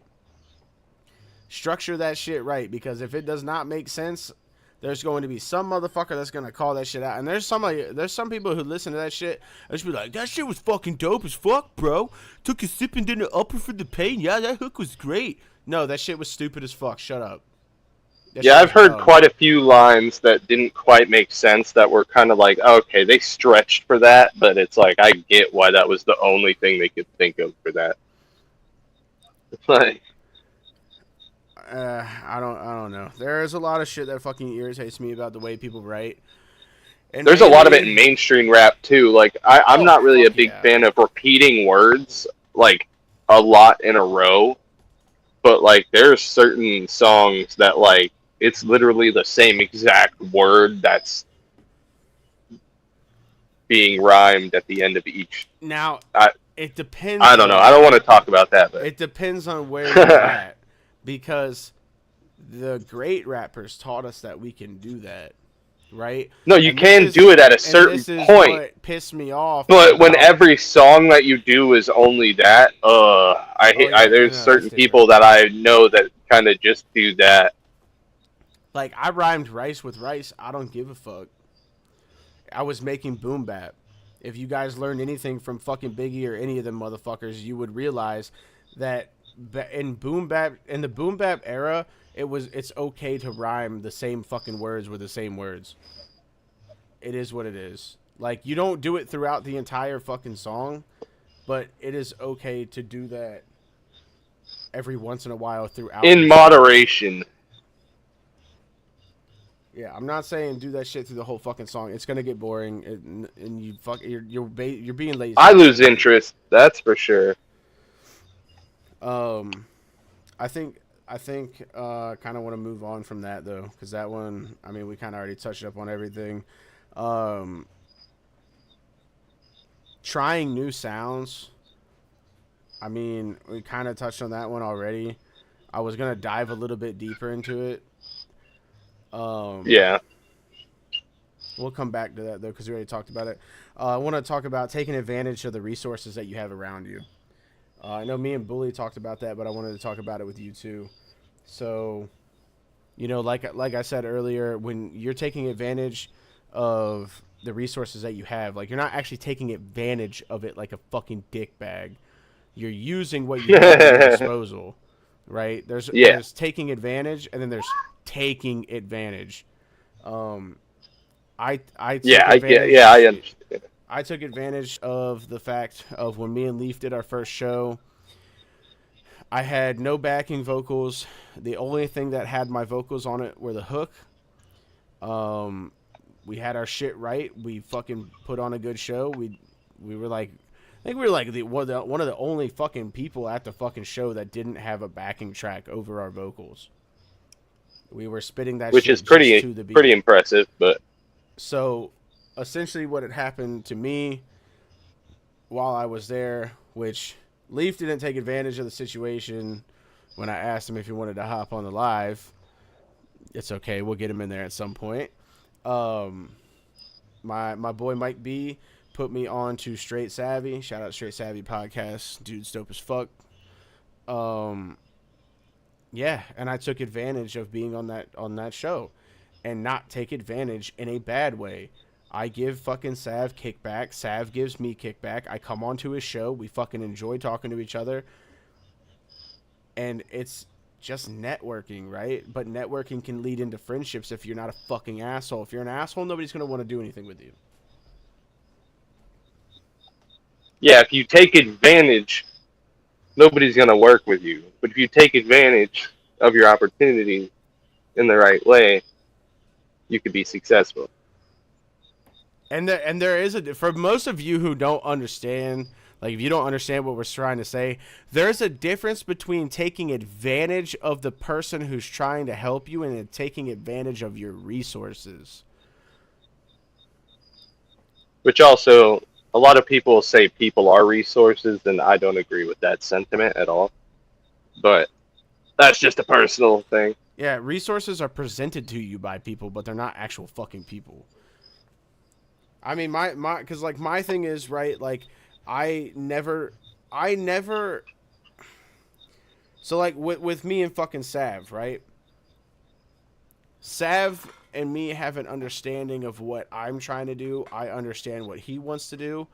And that's why I told him when I started these shows, I was not going to play other people's music. I will send people over to him. If you want people to listen to your music, if you want to get your music out there, go talk to Sav. If you don't know how to find Sav, fucking hit me up. My name's the same on every fucking platform. Hit me up and I'll help you find Sav if you want somebody to play your music. I play my own music. I play my own beats. That's what I do. Sav does the other shit. Sav helps artists more than I do. I'm trying to shed light on certain things, but he's trying to help get you out in front of people. There's a difference. I'm trying to fucking make sure that you guys are getting a better mindset than what a lot of these fucking fools are telling you that are like, oh yeah, I used to make music in my fucking bathroom under a blanket with fucking 5 fat bitches sitting on me in the fucking tub while I was underneath a fucking carpet and all I was using was a USB mic that plugged into my aux cord and I made this song that got 5 million streams on it and now I'm rich. I never saw that. I don't care what you have to say. The only thing that you're telling me is you have the streams now and you're in front of all of these people. I didn't see you down there. So y'all can see me fucking down here. I don't get that many streams. I like to keep it transparent. I don't get fucking streams and I don't fucking pay for streams. I just barely got my first 1,000 streams on a song on Spotify, so like. Facts. My top stream song on Spotify it's almost at 2K. Like I think I'm like. And that song's been out for like over 2 years now. So. Whoa. So I'm trying to be transparent with other artists that want to come in here and see this shit. And if you're not an artist, if you're just somebody who's watching that enjoys music, you kind of get a fucking behind the scenes look at what we have to go through in order to fucking build fan bases and shit. And hopefully you will either like us as artists and you will be a part of that fan base, or pay attention. You'll hate us. To the artists that you listen to more that are independent. I don't really give a fuck about industry artists. They're already making money. I'm trying to help independent artists. So, yeah, if I fucking shed some light and you actually go support one of your independents that you like and you buy a fucking t-shirt or you fucking donate money or whatever the fuck you want to do, if I can help a fucking other artist make money, bet. I'm happy with that. I'm not just out here to try and fucking help get me streams and help get me money. I'm trying to help everybody else. I could fucking honestly care less if I end up fucking making money off this shit or not. If I can help somebody else get to where they want to be at, that's the point of what I'm doing this for. So, it's super fucking simple, right? Like, especially with social media, too.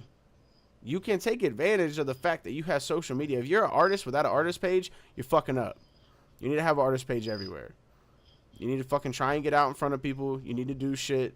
You need to talk to other artists, work with other artists. You need to talk to people who are running fucking podcasts about music, hop on their podcasts, talk to them, let people see your personality, and fucking engage with people, bro. Stop being scared. Stop being scared to send that artist a message and ask them if they're looking for a feature.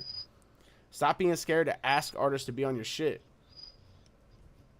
Stop being afraid to put your fucking music out there. Share your shit everywhere. Don't be afraid of another artist because they're just another person. The other thing is, too, if you actually want to work with other people, engage with their content. If they post something, share that shit. Like it. Comment on it. Do all that shit, right? Because don't do it one time and then message this person and be like, yo, I saw this video. I really love it. No, bro. Fuck that. They're going to know that you're just trying to use them for your advantage. Keep following. If you actually enjoy their shit, keep following them. Keep liking their shit. Keep commenting. Keep sharing it. It's free. You don't have to do anything. It takes 2 seconds. Keep doing that shit. And once they've started to take a notice to this shit and they reply to a couple of your comments and shit, send them a message after that. The worst thing that they can tell you is no. 9 times out of 10, they might help you. Especially if it's an independent artist. And you can kind of tell which ones are assholes. Keep that in mind. Look at shit that they post. Look at things that they say. So you can get an idea of their mindset. Because if they're an asshole, like, I mean, you can fucking message them. I don't know if it's going to help you. But the other thing... I know anytime I've had people hit me up that want to work with me, I have been completely open with any ideas that they have, and I'm like, yeah, of course. If you have something, let me know. If I have something that's available, I'll let you know. I still have one person that actually sent me an email that I have to send some shit for them to work on, but that's all it takes is just asking. Like, that person saw something of mine, they liked it. They were like, oh, I want to do a song with this guy. They hit me up, and now I'm going to do a song with him. It was that easy. But I'm also not really huge or anything, but you know what I mean. I didn't think that, I honestly didn't think that Mike B was going to fucking hit me up to be on the track that he wanted me on. Like, he sent me the hook and, like, asked me what I thought about it and shit, and was like, cool, well, you got a verse on it, put a verse to it. I got a couple other artists. Which, that's a pretty dope song. I like that song. Dude, I'm excited for y'all to fucking hear this shit. And it's more of a cipher, bro. Like, don't get me, it is almost 7 minutes. It is more of a Yeah, it's cipher one of than it is those. like actually like a regular song. It's like if Hollywood Undead was hardcore. I see that. Like if Hollywood Undead was like about that life and made like better music. Which don't get me wrong, I still like their music. I just think it's a better version of that kind of dynamic where it's My like a feet bunch of are different people dangling coming off on the to edge. it. Yeah.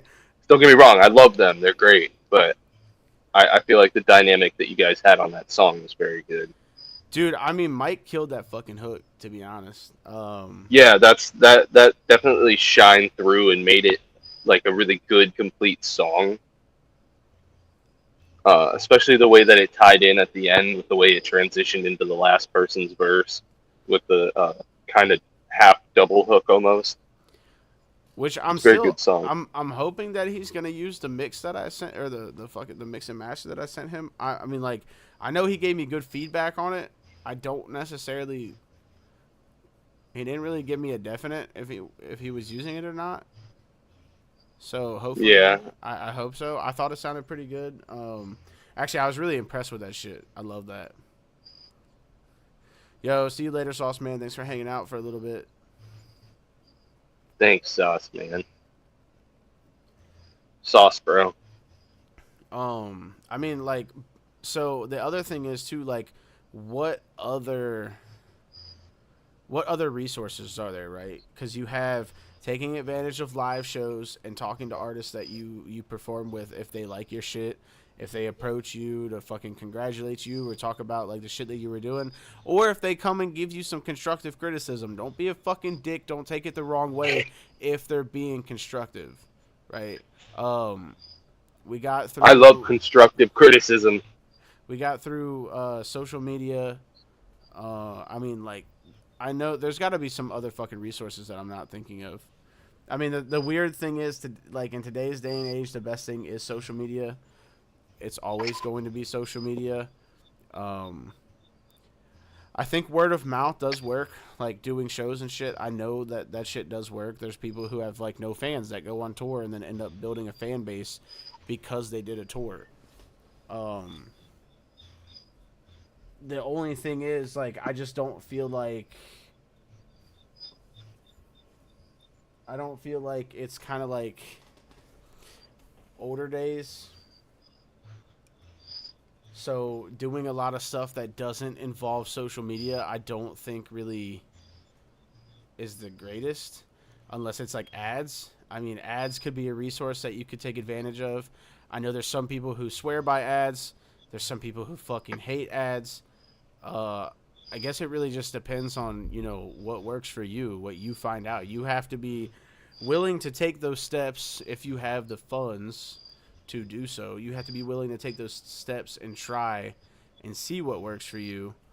So, I mean, ad sources could be another way, or another resource that you could take advantage of. The other thing is, you have to make sure that you construct the ad very well. It has to be, like, quick, right? Like, it can't be like, hey, come listen to my new song I just dropped. Nobody wants to hear that shit. Nobody wants to hear It's that got to be shit. 15 seconds. It's got to be 15 seconds or less. Like, It's got to, I mean, for the most part, like, if you're going to run an ad, if you're going to run an actual ad for your music, put a fucking song in there and, I don't know, probably a music video, and pick the most flashy fucking part of the music video. It doesn't have to start at the beginning of your song. Pick the most flashy fucking part of your music video for that ad if you're going to run it like that. Because if you put the most flashy part, because typically the music video is going to line up with your words, so the most flashy part should be the best part of your song.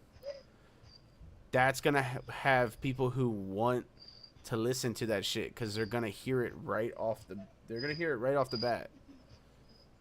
That's gonna be the first thing that pops. You're scrolling through. You're on YouTube. You're waiting for a video to pop up, and then bam, you got this fucking fire ass part of this song in front of you, and you're like, if it catches your ear, you're like, hold up, wait a second, like, who is this? I want to see who this is.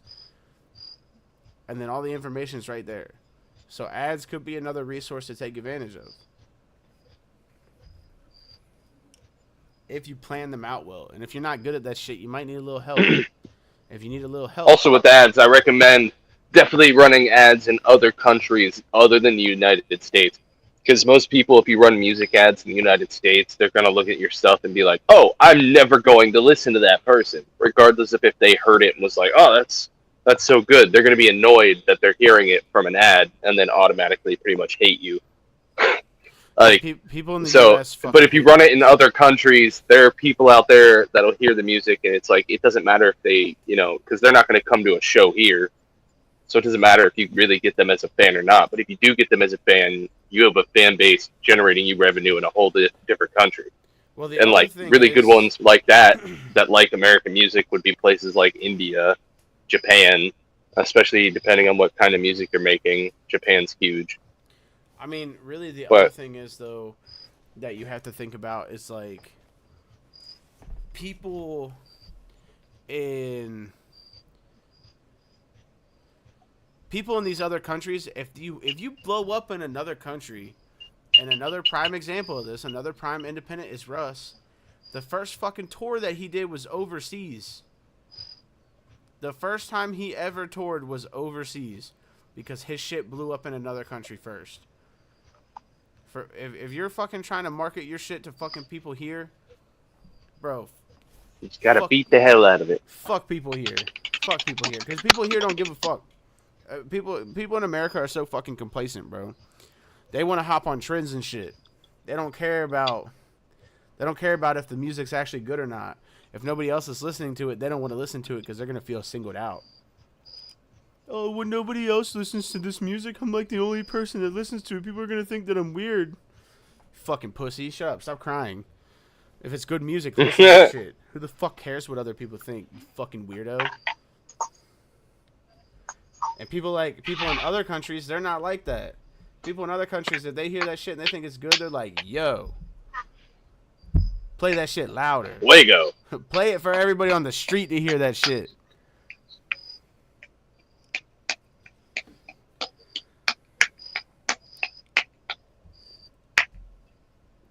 Now we get to get in my favorite one for tonight. You ready for this one? I don't know if I'm ready for this one. I wish we had a couple more people in here to hear me fucking yell. And get pissed off. Y'all motherfuckers with this music shit, bro. Let me tell you. Uh-oh. Motherfuckers with this fucking music shit always want to try and find somebody to have a fucking problem with. Always. Every fucking time. You just can't let shit go. You can't let shit just be what the fuck it is. You always gotta have a goddamn opinion about somebody. You always gotta have a fucking issue with somebody to make you look hard. To make you look like you're standing on business and shit. I don't give a fuck. I don't care who you are. I don't give a fuck what it is. I really don't. Like, y'all got so distracted by that fucking Kendrick and Drake bullshit. Like, that was the dumbest shit I've ever fucking seen. And y'all thought that shit was hard as fuck. Dumb. Yeah, I kind of hate beef. Beef is like the stupidest kind of like. It's almost like a gimmick. You know, it's kind of like a cheap gimmick to kind of get more viewers. It's like instead of like, oh, I'm featuring this artist on my song and we work together. It's like me and this other guy are like working against each other and like trying to put each other down and hate on each other's art. And it's like, I mean, unless you're like legitimately a criminal walking against men, who gives a shit? Bro. Like, I don't care about any of it. Like, making a rap beef to call someone out about the shit that they should be in prison for is stupid. I don't give a fuck. Open a lawsuit. Like, what? Shut up. I don't know. Like, I don't give a fuck who you have a problem with, what your problem with is with them. I don't fucking care. I literally do not give a shit. And the thing is, don't put me in the fucking middle of it, because I don't want it. I'm an independent artist.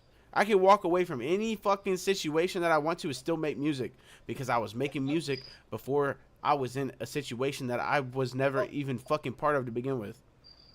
I can literally fucking say, fuck all of you, fuck this shit, and go back to doing what I did before. I ain't gonna fucking go out to shows because I ain't gonna fucking deal with that shit at shows. I'm not the fucking one. I'm not gonna deal with your fake ass fucking bullshit at a fucking show. You wanna be buddy at a fucking show and then get online and go fucking run your mouth and your little fucking live stream or whatever the fuck it is. Cause at the next show, I'ma fucking hit you, bro. I don't give a fuck. I don't care. We're not gonna play that game. You wanna sit there and fucking be nice and fucking talk all this and talk all that.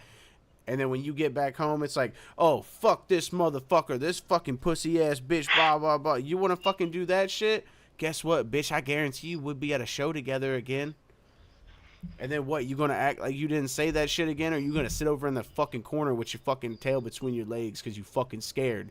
Because you know you fucked up. Because you didn't say it the first time. If you ain't gonna fucking say shit the fucking first time, if you ain't gonna say shit to my face, but you wanna go hop on the fucking internet and talk shit after that, fuck you, you're a pussy. And if you're ever on a fucking show with me too, so I'm gonna speak to anybody in this fucking space that I might end up being on a fucking show with. If I am doing a fucking show, what most of y'all don't know is the fucking people that come with me, we got cameras, bitch. And you all might not fucking know that. But we got cameras. So you want to play buddy and then go get on the fucking internet and talk shit after that? Well, we'll just fucking release the video of you being a fucking little fucking bitch at the show. And then that way you don't have any fucking ground to stand on. So fuck that. I don't give a fuck about none of this beef shit. And a lot of motherfuckers that are doing this shit is dumb as fuck. Does it count if my camera doesn't take pictures? I don't want a fucking picture. I want a video of that little bitch being fucking nice. I'm gonna post it right on your fucking page too. I don't give a fuck about this beef shit. And I don't give a fuck about anybody who does the beef shit. Leave me the fuck out of it. That shit, I don't care. I make music, bro. That's all I do. I don't talk shit about nobody in my fucking song. Most of my fucking songs are about smoking weed at this point. Or fucking me wanting to fucking kill myself. So let me know who the fuck I'm talking shit about. Because most of the time if I'm talking about hurting somebody, it's usually me. I could care less. I could really yeah, amen. Less. Like, say less, dude. Say less. But yeah, like fucking. Yeah, it just seems like one of the cheapest marketing ploys to me to just be like, I'm not really getting much traction right now. I'm gonna I'm gonna start shit with this other guy and. Like, and it's not, and even not even like just rap beefs, like where like you rap back and forth, like just like, even just on the internet, over Twitter, over Facebook, or some pussy shit. Like, that's, if you legitimately had a problem with someone who's making music in the same space you are, face to face is the only way that's gonna work out. And there's honestly no reason to throw hands about anything or get physical. Like, you're all just making the same thing. Who cares? Your people, whatever beef you got, dude. You could just go write a song about your frustration and get it out instead of trying to focus hate on someone else. I mean, the problem is too with a lot of these fucking beefs, they do end up getting fucking physical. They do end up getting fucking violent, and people either end up getting fucking hurt, or they get fucking killed. Beef yeah, and there's no reason for that. It is dumb as shit. Like, y'all think it's cool as shit to have beef and have to walk around fucking strapped up. You shouldn't have to walk around strapped up. And I'm not against guns, bro. I love guns, so don't even fucking play with me. Yeah, bro. Like, I'm not a vegetarian. I'll eat beef all day, but like there ain't no reason for it. You shouldn't have to walk around strapped up, but a lot of people end up doing. And a lot of them end up being strapped up because they won't sit down and have a cordial fucking conversation with each other. And if they do, one of those fucktards has an IQ of like 25 combined with his fucking team. So he's not even understanding what the other fucking person is saying. So it doesn't fucking matter. The shit's dumb as fuck. It's played out. I don't give a fuck. Don't ever fucking drag me into that shit. I don't want to fucking be a part of it. I could give a fuck less because I can walk the fuck away and you can fucking deal with your little shit that you fucking started by yourself or that you got yourself into. And like y'all wanna sit here and start these fucking rap beefs and act like a bunch of little bitches and go do this fucking he said she said bullshit on each fucking side of the fucking beef. Each side of the beef wants to fucking do this he said she said bullshit. It's not one side or the other. It's both fucking sides. Y'all want to act like a bunch of little fucking bitches, bro. We're all fucking grown men in this shit. Most of us are fucking grown. So the only fucking people that I know that fucking talk like aside from Lil Man Jay, I mean, we're all grown. High schoolers and fucking electricians, bro. That's it. Those are the only motherfuckers that want to sit there and fucking talk like that. That's fucking crazy. Dude, I have heard less fucking drama from my fucking 15-year-old sister than I have heard from some of this fucking rap bullshit, bro. That's sad. That's crazy. It's fucking music. Who gives a fuck what somebody else is doing? Focus on your fucking self. Hey, and guess what? If you focus on yourself, maybe somebody would actually give a fuck about the music that you're making. Instead of being there to watch you run your fucking mouth. And that's the thing is, it's like, it's fine if you like don't like someone's style and you want to like be like, oh, I don't like that, or I don't agree with that, or if someone's doing clearly something scummy, like just ripping off somebody's style and like completely stealing someone's identity and trying to make money and profit off of it for their own. Little Man Jay. Then there's a big difference between like that and like some independent artist who's like working on their own shit legitimately, and like you're just starting petty beef to like make yourself like feed some kind of ego. Right, like that never works out well. Some of that shit don't even fucking beat. Like y'all want to start beef with somebody? Figure out who the fucking chomos in the game are. Start some fucking beef with them, bro. Like y'all want to sit here and talk about some regular ass fucking dudes. Go find the fucking chomos that are in the scene and fucking start beef with them. Oh no, nobody wants to talk about that though. Nah, nobody wants to talk about the real shit. Nah, we just want to start this fucking petty ass bullshit over some dumb shit, over some fucking mentally fucking retarded shit. Fuck that. Fuck that. That's crazy. And that's what I love about this shit, bro, is because I will work with fucking anybody. I will work with anybody unless you fucking start beef with people for no fucking reason and you want to act like a dumb bitch. If somebody that you know starts beef with somebody that fucking like somebody that I'm working with and you want to fucking act fucking dumb as shit about it, fuck that. If somebody that I'm working with has beef with somebody else that I'm fucking working with on this fucking side and they want to get butthurt about that, fuck you. No, I don't give a fuck. I don't care. I'm not in the middle of it. I'm not going to get in the middle of that shit. It's fucking stupid. I make music. That's what I do. I don't give a fuck if you don't like this person. I don't give a fuck if that person doesn't like you. I do not give a fucking shit because until they do some don't drag me into it. I'm Switzerland. Until they do some grimy fucking shit to me, I don't have a reason not to fucking like them. And guess what? This person or that person could fucking say, oh, well, eventually. Yeah, well, what if eventually never fucking happens, bro? Because you have no idea. I guarantee you the reason that you two don't like each other is because this and that and this and that. And I'm not talking about any specific fucking people. I'm talking about in general because this whole fucking game is fucked up now. And like Kendrick and Drake just made this shit cool to have fucking beefs and shit, and it's fucking retarded. Hey, guess what? If you don't have a bunch of fucking money and shit, and you're not doing shit at a giant magnitude, why the fuck are you even worried about having beef with somebody? Because guess what? Both y'all motherfuckers are broke. Why don't you focus on getting unbroke and unfuck yourself? Like, that's the best thing that you could probably do for yourself is unfuck yourself and get unbroke. Because y'all want to sit here and have beef and shit, and y'all think these rich fucking rappers be having real beef. It ain't fucking real beef. Shit, y'all got beef and you can't even afford to eat, dude. What's up? Yeah, that's crazy. That's all crazy. All that fucking beef and you ain't even got no fucking food on your plate. Shut the fuck up. Get the fuck out of here with that dumb shit. I get so fucking sick and tired of this shit. Like, just make music. Why the fuck can't you just make music? Oh, everybody's got to have a fucking opinion about something. Nobody gives a fuck about Shut up, Metro! Shut up. Just make some fucking drums, Metro! Shut your bitch ass up! I was finna do that anyway. Dude. But yeah, fucking... Just... Yeah, just... I don't know.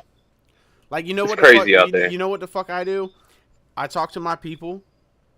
I fucking work on getting my shit out there. I fucking work on my music and make sure my music is good. I work on my fucking show to try and help other artists realize the fucking dumb shit that's either going on or helping you think a little bit clearer about the decisions that you're making with where you want your music route to go. Or if you're having fucking issues. I don't fucking sit here and I'm like, man, who the fuck's doing what? Who's doing what? Because I got some... I got a real fucking hankering for some beef right now. No, bro, I don't fucking give a shit about that. I don't fucking care. I got way too much shit to be fucking... to worry about than that. So, basically, what I see when people are sitting here doing this fucking beef bullshit just means y'all got too much fucking time on your hands and you're not taking your fucking craft seriously. You're not taking anything that you want to do seriously. You want to sit here and do all this fucking dumb shit and put energy into this shit. You're not putting energy into building a fucking fan base. You're not putting energy into making a fucking song that actually that somebody actually fucking wants to listen to. Y'all aren't fucking doing any of that shit. Y'all are just sorry, bro. I'm looking for the snipers because you're telling too much fucking truth right now. They're gonna take you out, bro. What the hell? Chill out.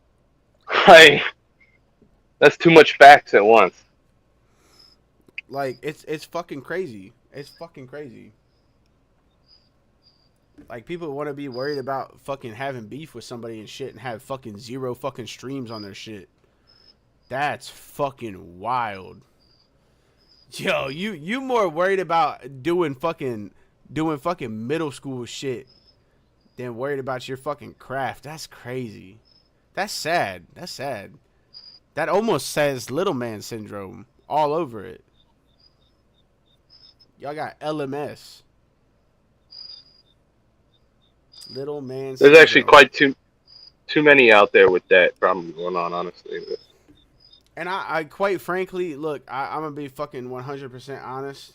Like, I'm not fucking saying any specific fucking people. I'm not. I'm letting everybody know that I just don't give a fuck. I don't care. And if anybody takes it the wrong way, I don't really give a fuck. I'm not involved in any fucking beef. I don't have any fucking thing going on. I don't care. See, look, AKS knows what's up. Fuck you just say? Hey, you got beef now, bro. Hey, say that shit to my face. The difference is I'll drive to you and say the shit to your face. That would be a hell of a stream. Just like you just pick up your phone, start the stream, and it just shows you like all the way till you meet up with me, and then it's POV, you up here beating my ass, but like down here you can actually see it like third person beating my ass. So it's like. I mean, I know I'm going on a fucking rant about this shit, guys, but I'm just being fucking honest, bro. Like, people want to have fucking problems with other fucking people. It's dumb as shit. It does not help us. It does not help us as artists. It doesn't help us as a fucking community either. Right? And I'm not even talking about just in music. I'm talking about like in a social fucking community. Y'all want to start fucking beef with other artists for what? For fucking what? There's no fucking point in the shit. And usually it's over some fucking dumb shit. So quit focusing on what other people are fucking talking about and saying and do your own shit. Because it doesn't fucking matter what anybody's talking about. Who the fuck cares who said what about you? Unless it's something about your fucking kids, you ain't got no fucking reason to worry about it. And if you ain't got kids, it doesn't fucking matter then. Let them fucking run their shit. And you focus on. Also, it's always some shit that it's always some shit that doesn't matter. It's always some stupid shit. Like in the grand scheme of what life is, dude, you gotta break through to reality and take a look at what's really important.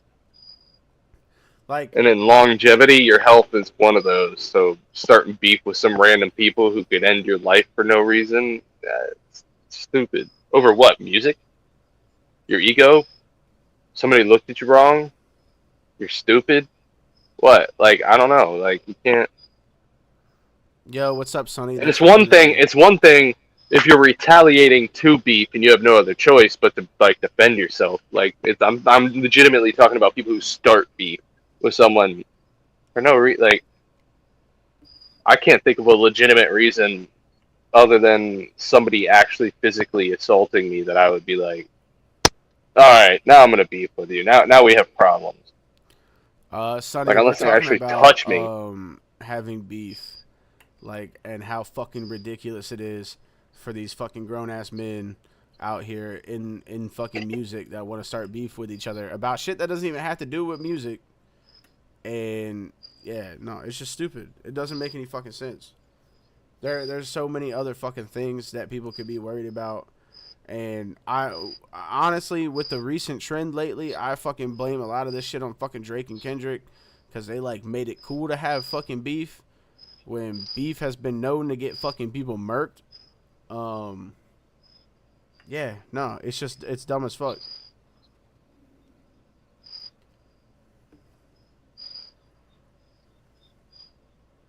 Exactly, and that's what I'm trying to make other people understand.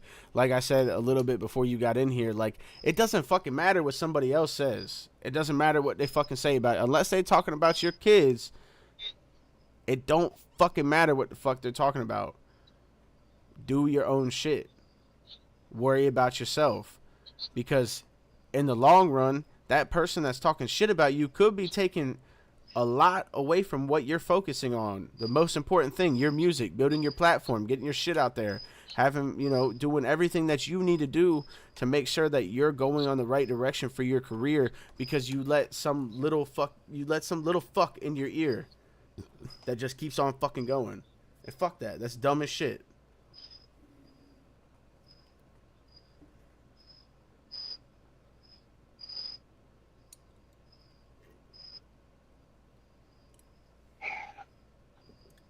Look, I'm gonna be honest. I feel like I know you can't see her comments. I know you said just let it go, even if they talk about your kids. I don't have kids right now, but if I had them, I'd fucking murder them. Not literally, hypothetically. It depends on what they say about my kids. Now, you mentioned my kids, now we got real problems. Like, I beat their ass. That's not like, you don't. There's one thing that you don't talk about. And that's the fucking like rule of society and fucking prison. There's one thing that you don't fuck with, and that's kids. That's the only thing that would set me over the edge. Anything else, fuck it. I don't care. I don't give a fuck. Tell me my music sucks. Tell me that I look fucked up. Tell me that I'm fat. Go ahead. Tell me all the things I tell myself in the mirror every morning. Tell me that my fucking nose is fucking crooked because it got broke. Tell me that I got fucking baggy ass fucking bags under my fucking eyes because I don't fucking sleep. I don't give a fuck, bro. That's the thing. Like, there's one thing that I won't fuck with, and that's people like talking about kids, like, because kids can't defend themselves. Kids don't have anything in here.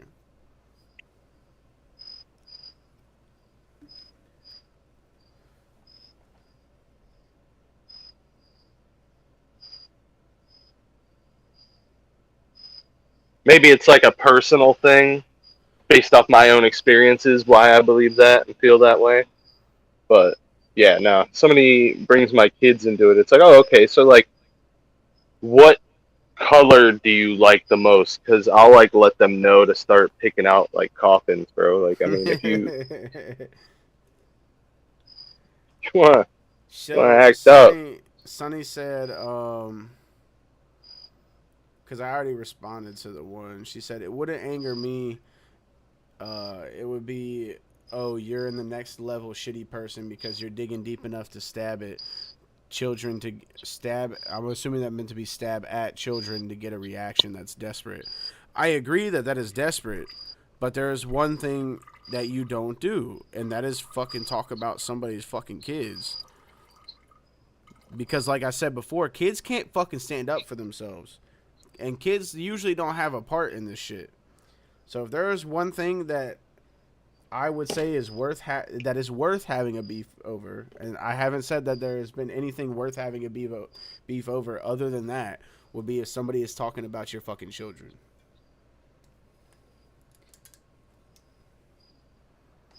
I mean, that's how I feel about it. You know, we can agree to disagree. I'm not saying you're wrong, and I'm not saying that I'm right.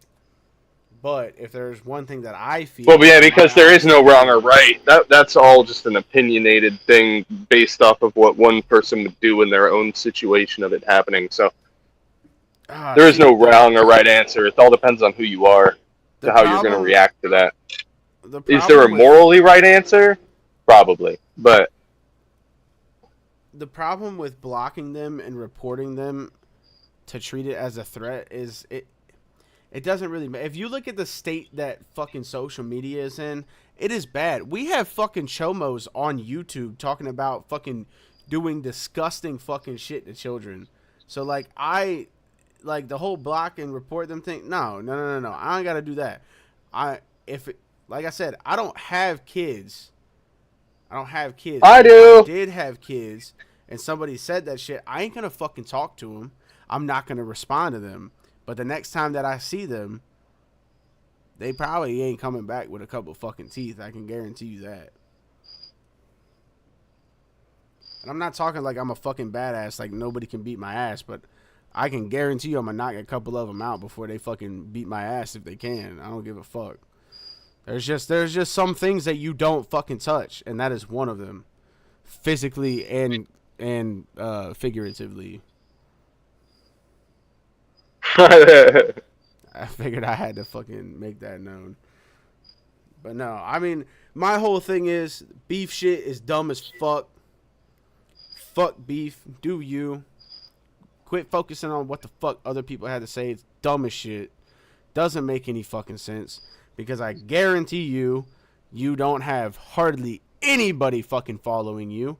You probably don't have very many fucking streams. And you probably don't have a whole fucking lot going on for your career because you aren't focusing on that shit. You're focusing on some dumb shit. So fuck that. Quit fucking being a bitch. Quit being worried about fucking beef. Quit being worried about what other people are doing. And do your own shit and make fucking music. You're a fucking artist. Nobody wants to see anything other from you than to fucking entertain people. Quit trying to act like a fucking hard ass. Do your fucking job and entertain people. And if you don't want to fucking do that, if you want to sit here and try and start beef and you want to fucking threaten people and throw hands and shit, go join the UFC, fucking pussy. Guarantee you won't. Go step in a fucking boxing ring. Guarantee you won't. You just want to talk shit on the fucking street, on the fucking internet, because you know that motherfucker ain't around you. Fuck that. Do your fucking job, shut the fuck up, make some fucking music that people want to listen to, and leave it the fuck alone. It doesn't matter. Nobody gives a fuck. Nobody's paying attention to you. You're just fucking clouding up the space for people who are actually doing what the fuck they're supposed to do. Tell them, bro. I get so fucking tired of this shit, bro. I don't want to fucking see it. I don't want to hear about it. I don't give a fuck. All I want to know is who's making good music. Who's making music I can listen to. Who's making music that I want to fucking collab with. Who's making fucking beats that I want to use? Who's the next fucking producer that's around me that's producing good ass fucking tracks? Let me the fuck know. If it has to do with anything other than that, if it has to do with some dumb shit about somebody you don't like because of this and that and this fucking bullshit that nobody else fucking knows about other than you two, I don't give a fuck, bro, because the chances are both of you are fucking exaggerating the story, and neither one of you probably remembers it the right fucking way, so shut the fuck up. Who cares? I don't give a fuck. I get so fucking sick and tired of that shit. Like, you guys have no... You guys that do this fucking beef shit are like when fucking... when NFL and basketball players and fucking movie stars and shit want to talk about politics, I don't give a fuck. I don't care. You know what I care about? When's the next fucking Fast and the Furious coming out? What the fuck's that gonna be about? Like, that's your job, right? Is to entertain me. I don't give a fuck if you have anything to say about who the fucking president is. Guess what? You got the fucking lucky lottery pick of the fucking draw, and you're making millions of fucking dollars a year. How the fuck am I supposed to listen to you about politics when you don't even make the same money I do? Shut the fuck up. Shut up. Do your fucking job. Entertain me. And that goes for the same thing as fucking as artists, bro. Do your fucking job. Entertain me. Y'all want to act like y'all are fucking rap stars and fucking rock stars and shit. Well, guess what? I'm going to tell you how it is. Entertain me, motherfucker. I don't give a fuck about what else you got going on. You want somebody to tell you like it is, like how it is, how it's fucking real? Fucking do what you're supposed to do. I don't give a fuck about anything else that you have going on, because guess what? That's the same shit that everybody else that listens to you thinks. They don't give a fuck about what you have going on outside of you making fucking music that they want to listen to. Outside of you putting out your shitty ass fucking music videos that nobody wants to fucking watch. Nobody gives a fuck. Do what the fuck you're supposed to do. Do what you fucking came to do. Why the fuck you gotta add this extra fucking nonsense in this shit? Amen, brother. You're welcome. I got drunk for this one. I don't give a fucking shit, bro. I'm so tired of that shit. Also, I love when, like, a subjectively, like, worse artist, like, tries to, like, start beef with a, you know, arguably better artist. And it's kind of like, well, what kind of ammo do you have there? You can't, unless you know them personally, like, you can't really say that, like, this sucks or that sucks, because, like, they're technically better than you. I don't know. But I guess that depends on what you define as who's better. Because there's so many people who, like, with the Drake and Kendrick bullshit, they're like, oh, I love Drake, he's the best. And then there's like, oh, I love Kendrick, he's the best. And then there's some people who are like, I don't like either of them. J. Cole is the king. He dropped out, and that makes me horny. Like, I don't know. I don't like any of them. I don't give a shit about any of it. They all fucking suck, bro. I don't give a fuck about any of them. And that's fucking real talk. I don't give a fuck if you think that they're... Hey, man, I'm going to sit over here and listen to Juicy J and get high, and I'll be fine. Facts. That's all. I don't give a fuck. Like, I got a playlist full of a bunch of independent artists that I listen to. I even just threw Mike B in that after our show. Like, I threw his songs in there in my playlist to listen to because I was really impressed with his show. That was crazy. But I'm a ASSHOLE.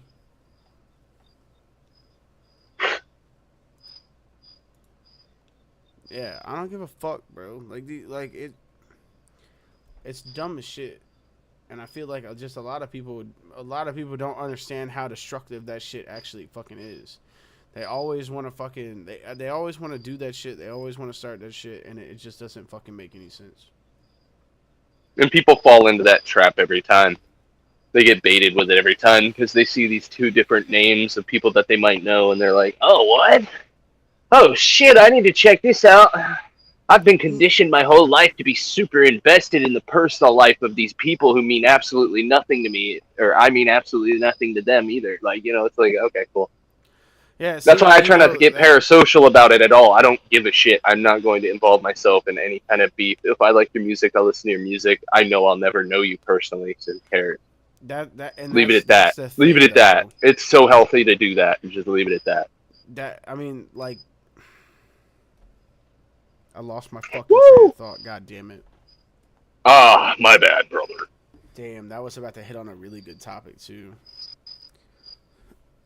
Well, it must not have been that good, I guess. No, it was good. Fuck you. Hold on, I'm fucking trying to get back.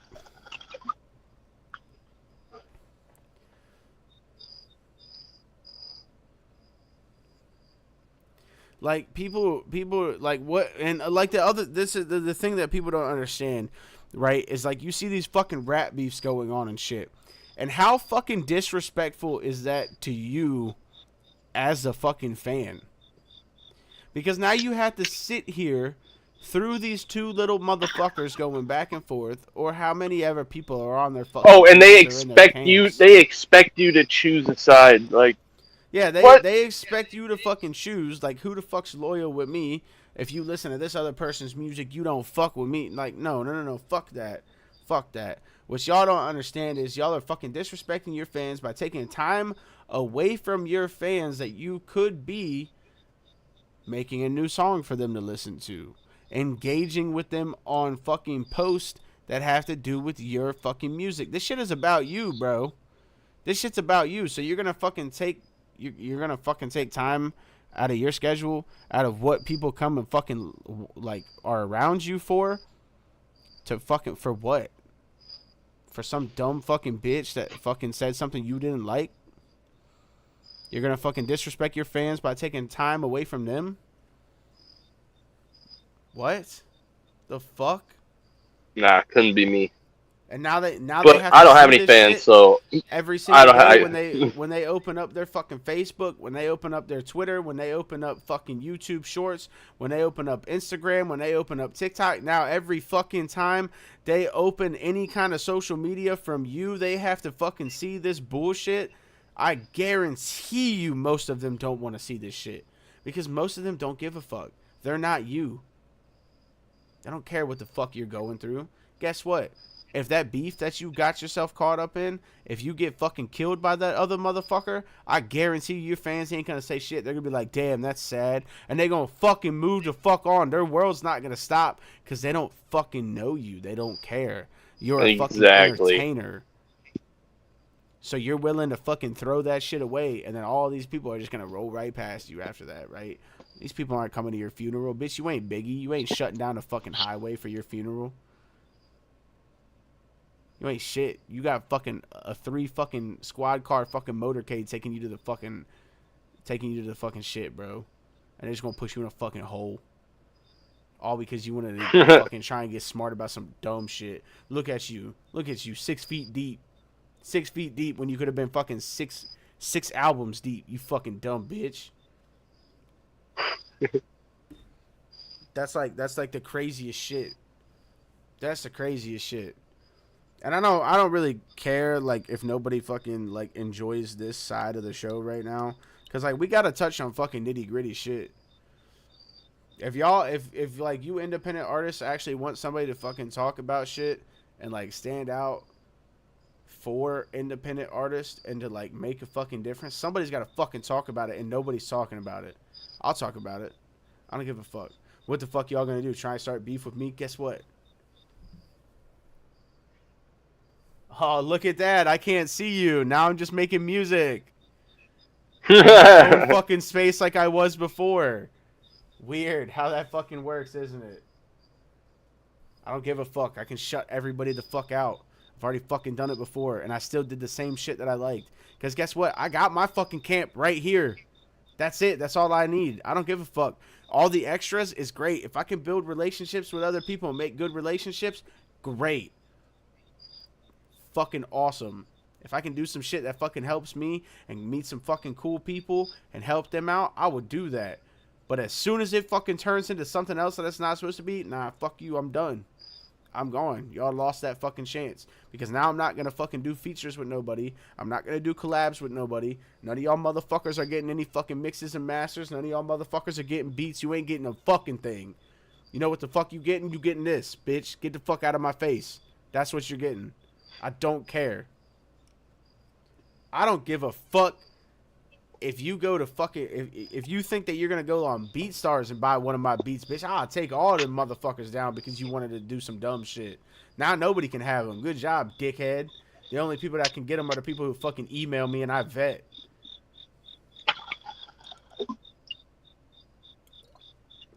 Hold on, let me make sure it wasn't this bitch ass. Nope, it's bitch ass. Delete it. Yeah, no, I don't know. I'm about making money, but I'm about making money to an extent. It's one of those things where, like, if someone tried to start beef with me, I would just fucking ignore you, bro. Like, don't expect me to even respond to you. I will let you just sit there and talk shit into an empty wall. Have fun.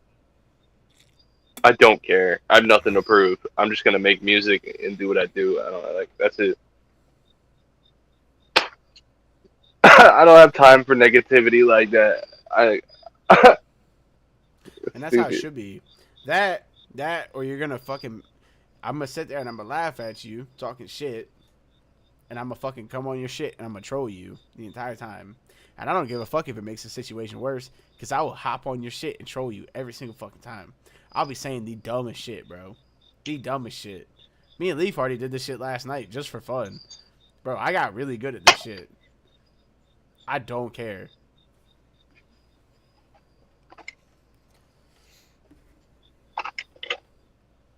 I don't need to do anything, because if I control you and live rent free in your head and you're still talking shit about me while I'm making fucking my shit work and I'm doing what I need to do, bro, do you know who the fuck is that a win for? Because if you're sitting over there making a fucking live fucking a week after some dumb shit, if dumb shit were to ever happen, I'm living rent free in your head. You're thinking about me all the time. Gee. That's a W. that is a big fucking W, bro. Big W. Sit there and fucking think about another fucking dude all day. That's crazy. Y'all fucking wild. Most of y'all probably got girls at home, and y'all sitting there, man, this fucking guy really pisses me off. All right, well, go fucking kiss him then, man. Go fucking kiss him, dude. Like, if he's in your head that much, fucking kiss him and get it the fuck over with. Like, I don't know what to tell you. Some of y'all just be wild about this shit, bro. It's crazy.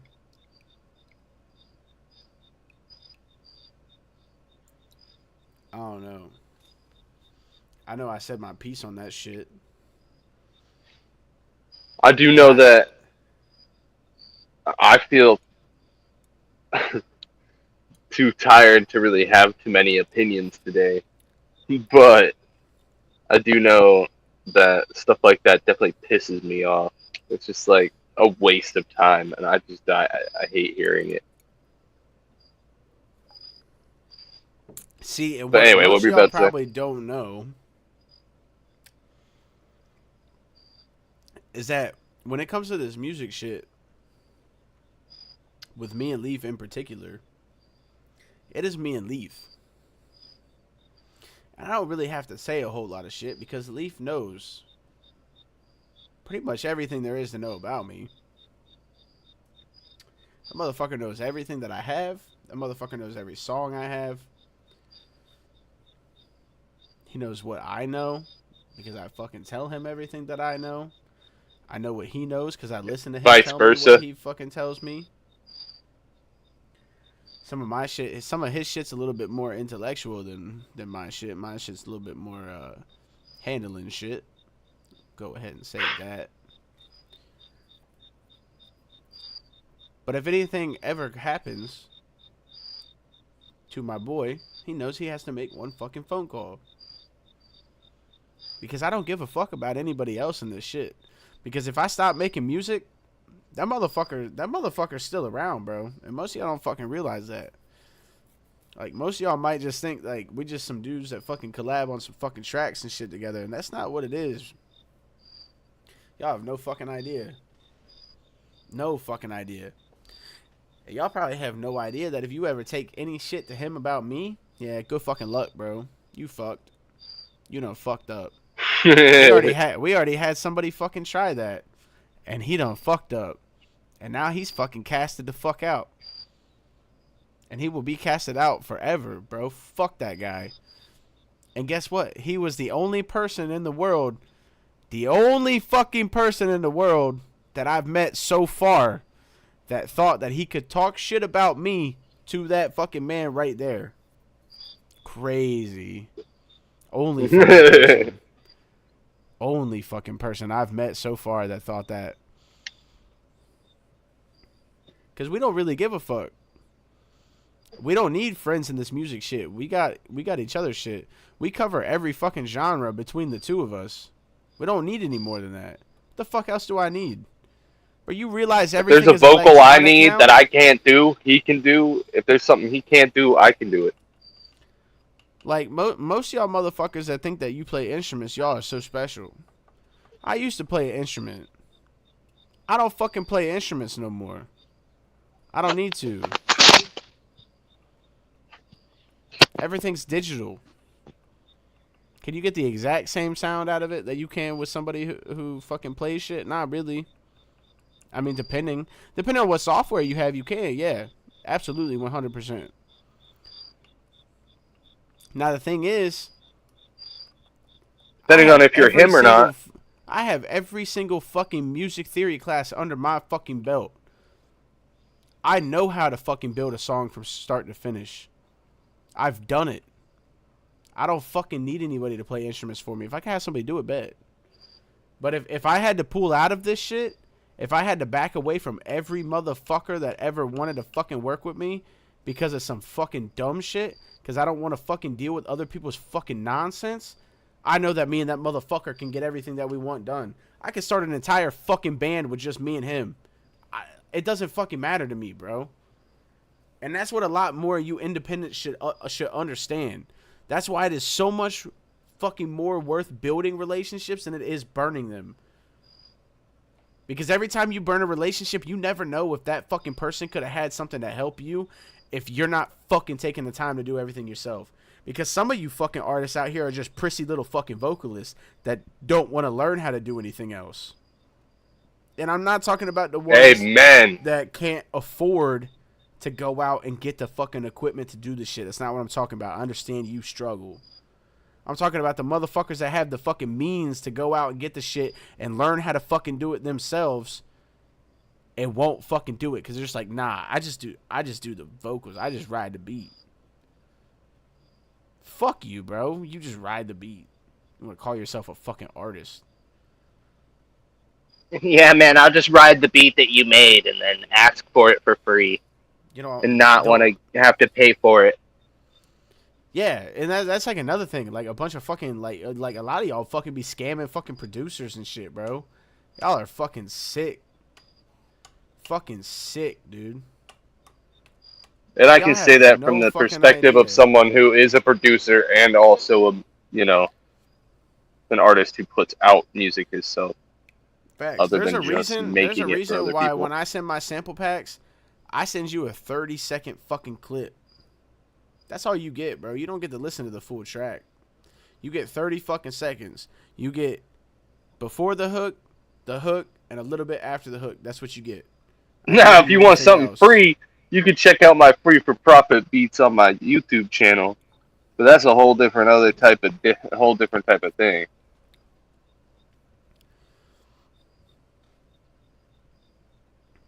Like, a lot of you motherfuckers, if you didn't have people like me that were willing to help help artists cheaply, because a lot of y'all motherfuckers be lying about all the fucking money you got, and you be spending all your bread on studio time because you fucking pinching pennies. You be spending fucking $45 an hour a session or more, and I ain't even fucking do all that. You want to mix and master, it's fucking $40.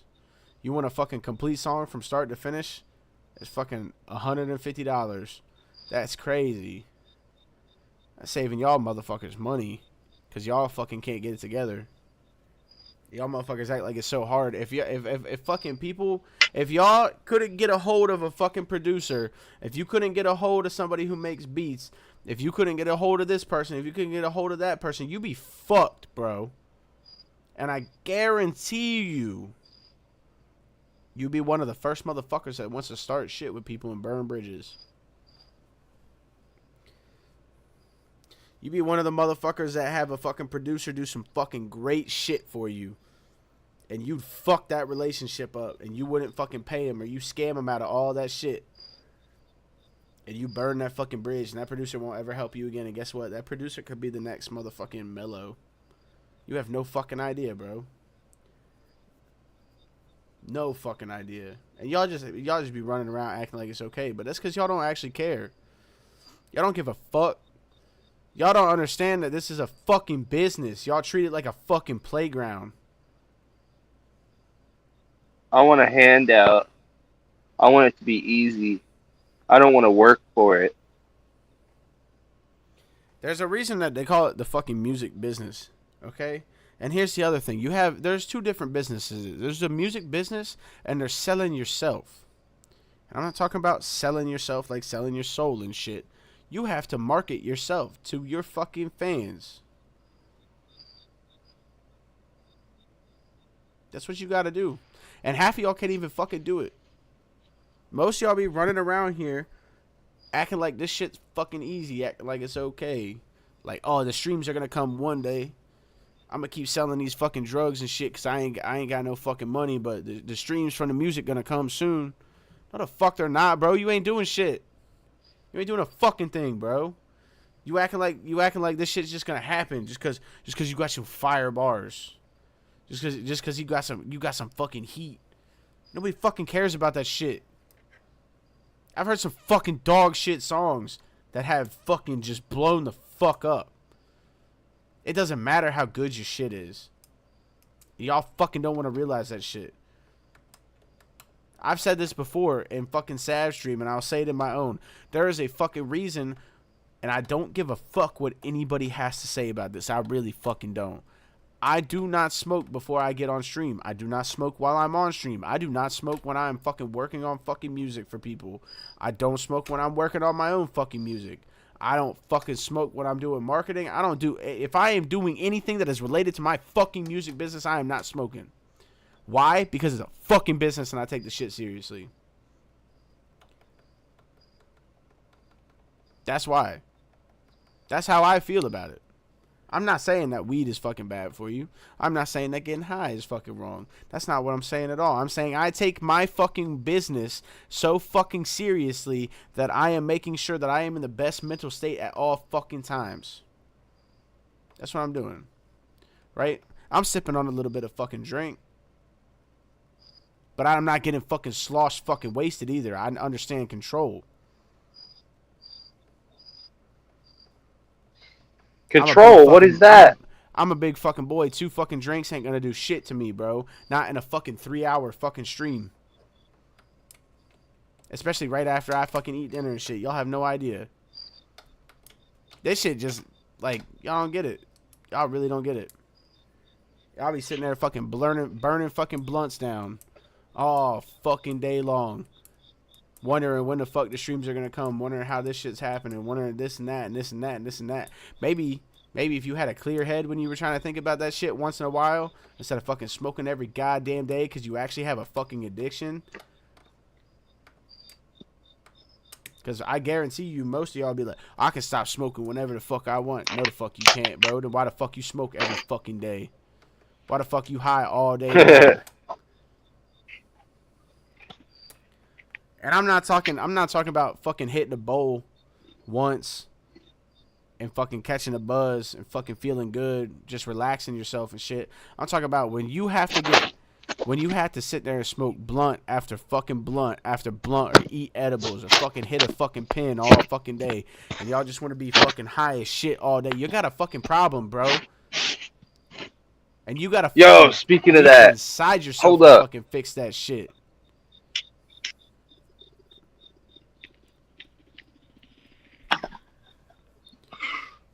Oh, it's deep down inside. See, and I ain't gonna fucking... Gotta reach real deep, bro. Like, I ain't fucking yelling at him because he understands what the fuck I'm saying. Well, I have a fucking head injury, so I'm not in my best mind unless I'm fucking smoking something. So I was waiting for him to elaborate on that too. There are certain things where it's different because I've watched this motherfucker smoke for a very long time and not get high because he got fucked up. Because some asshole wanted to fucking start beef with him and it got fucking physical. Weird how that worked, isn't it? Actually, I don't Yeah, even it's weird how that shit isn't worth it. know if That's crazy. Yeah, it's That fucking ties wild, back so well. doesn't it? And that's like my thing though, right? Like, and I'm not saying that it's wrong to smoke weed, bro. I smoke weed before I go to bed every fucking night. I love it. I get high as But the shit. I'll thing lay there is for an that hour and just be you fucking stoned. understand. You understand that if you were to smoke before it, you wouldn't be in your best mind. So you're Yeah, not no. going to do that thing. Yeah, It's and not the most people same don't for understand. everybody. Most people don't. I mean, there's a lot of people who don't understand that though. They think that they can just smoke and they're always in their best mind.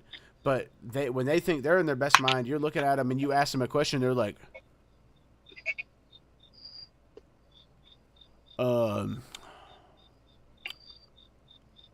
what did you say? That's And 3 I'm like, drinks. oh, weird. How the fuck you don't know what the fuck I'm talking about right now because you're just fucking obliterated. You fucking retarded fucking high and you're not taking anything seriously. If y'all take some shit seriously once in a while, maybe you might start doing fucking better, right? Because I used to fucking smoke dude, I used to smoke all day long. That's what I used to do. You can fucking ask him. That's all I fucking used to do was smoke all day long. And I realized at a certain point that, hey, maybe I should stop fucking doing that. Use a little bit of the fucking prefrontal cortex that I have that's actually fucking functional before it fucking rots away. And fucking get some shit done.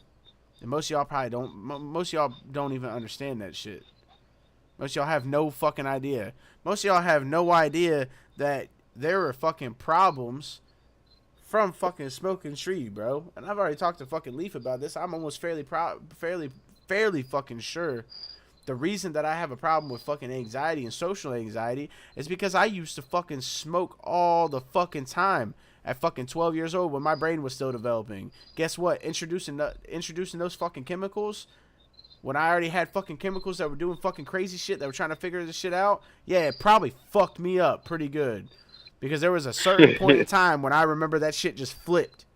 It was like a fucking switch. I didn't have a problem with it, and then all of a sudden I had a fucking major problem with it. And then, you know what I found myself doing? I found myself running to smoke even more because I couldn't figure out what the fucking problem was. And most of y'all don't fucking realize that you can get stuck on that shit. Even though weed's not addictive, you can get addicted to the shit because your own fucking personality. So figure it the fuck out. And if you can't figure it the fuck out, get somebody to fucking help you figure it out. Because I guarantee you, if you just opened your fucking mind and had some clarity once in a while, you would get a lot more fucking shit done than what you're getting done right now. Or do you not So actually care about true. the fucking music? Do you just want to make music as a hobby and get high with the homies all day? If you want to do that, that's fine too, bro. Do your fucking thing. But don't bitch about not getting any fucking streams and shit if you're not taking it fucking seriously.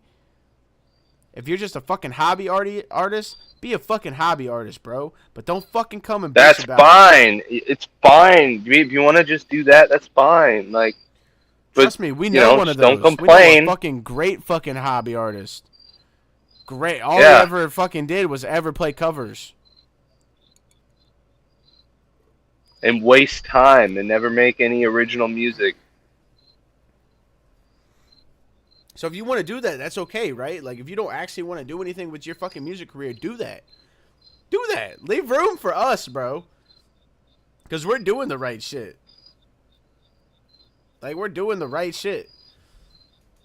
And I could give a fuck less about what other people do, to be honest. I make this shit to try and help fucking open up other artists' minds and put them on the right path if they're not there, and show them that there are other people there are other artists that are struggling out there like them, but willing to take the time out of their fucking day to try and help and show them that they're not the only one that's in that situation. How many other fucking artists do you actually see doing that? Other than them just fucking being on their fucking social media bitching about not having anybody that listens to their shit. But they want to be fucking, Not very fucking many. smoking all goddamn day long.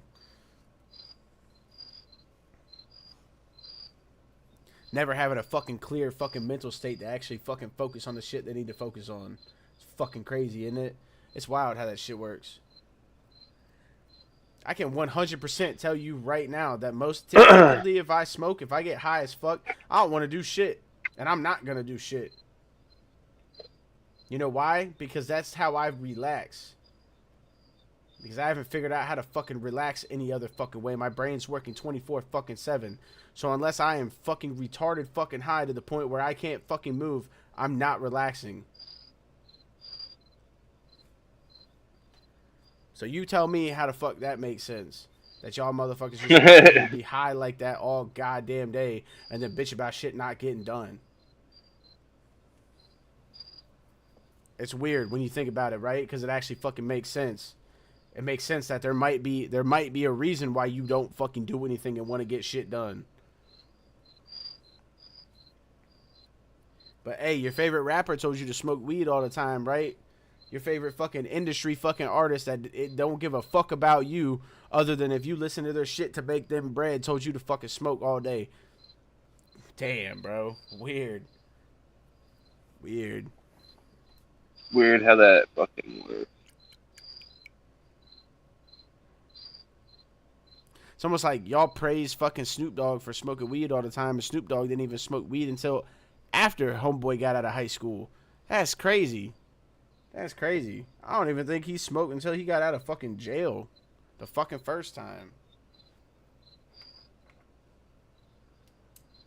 I've been smoking since I was 12, and I'm fucked up, bro. I finally figured out what moderation meant. I finally found out what moderation meant. And y'all thought this was a fucking game, bro. Take it from me. It's not a fucking game, dude. Any kind of external fucking chemical that you put in your body will fucking mentally fucking alter the way your fucking brain works all the time.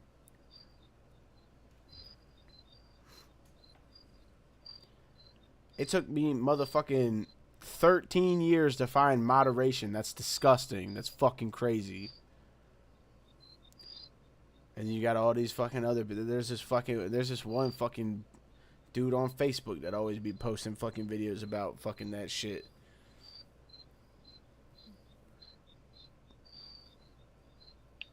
Oh, well, it's okay to be high while you're working. And I'm like, you're a dumb fuck. Obviously, you don't know how insurance works. Obviously, you don't realize that if you fucking get drug tested after you got hurt on your job site, most fucking places aren't going to give you workers' comp. And then you're going to have to fucking pay for that shit if you don't have insurance. But it's okay to smoke at work, right? Actually, yeah, you know what? Y'all keep doing that shit. As somebody who's starting a fucking business, y'all keep doing that shit. Because that means that would be less money out of my fucking pocket, wouldn't it? You fucking stupid ass. You fucking stupid ass. Yeah, no, I don't know. There's very certain circumstances, right? Like, do you have like a fucking office job where you're just kind of sitting around doing nothing all day? Okay, you got high before you went in there. Whatever, I don't give a shit. Are you operating heavy machinery? Are you driving like a huge truck? Oh, dude, hey, get that pipe out of your fucking hand. Stop being a dumbass. You mean like everybody who works at fucking Pittman's? Every fucking dope fiend motherfucker that be cutting fucking trees down that work for fucking Pittman's? That's a great fucking idea. You know what's funny as shit? You know they fucking, you know how they get all their fucking dope heads to come work for them? Because most of them ain't got a fucking license. And they're like, well, we'll pick you up for this much a week in fucking fuel, and they be fucking picking up fucking 2 or 3 dudes, and they be making all that money off these motherfuckers, and I guarantee you they ain't even fucking paying that much in fuel to pick them up and drop them off. And guess what? They get hurt, they're fucked, bro. Their insurance don't cover that shit, but they don't give a fuck because all they hire is fucking dope fiends. And y'all have no idea how that shit works. Y'all just think it's like, well, weed's legal in most places now, so let's just smoke the shit. Yeah, that's a great fucking idea. I can't help you if you don't smoke at work and you get piss tested and then you're fucked because you smoke at home. But what I'm saying is don't come to work high. You'd be less likely to have a fucking work-related accident.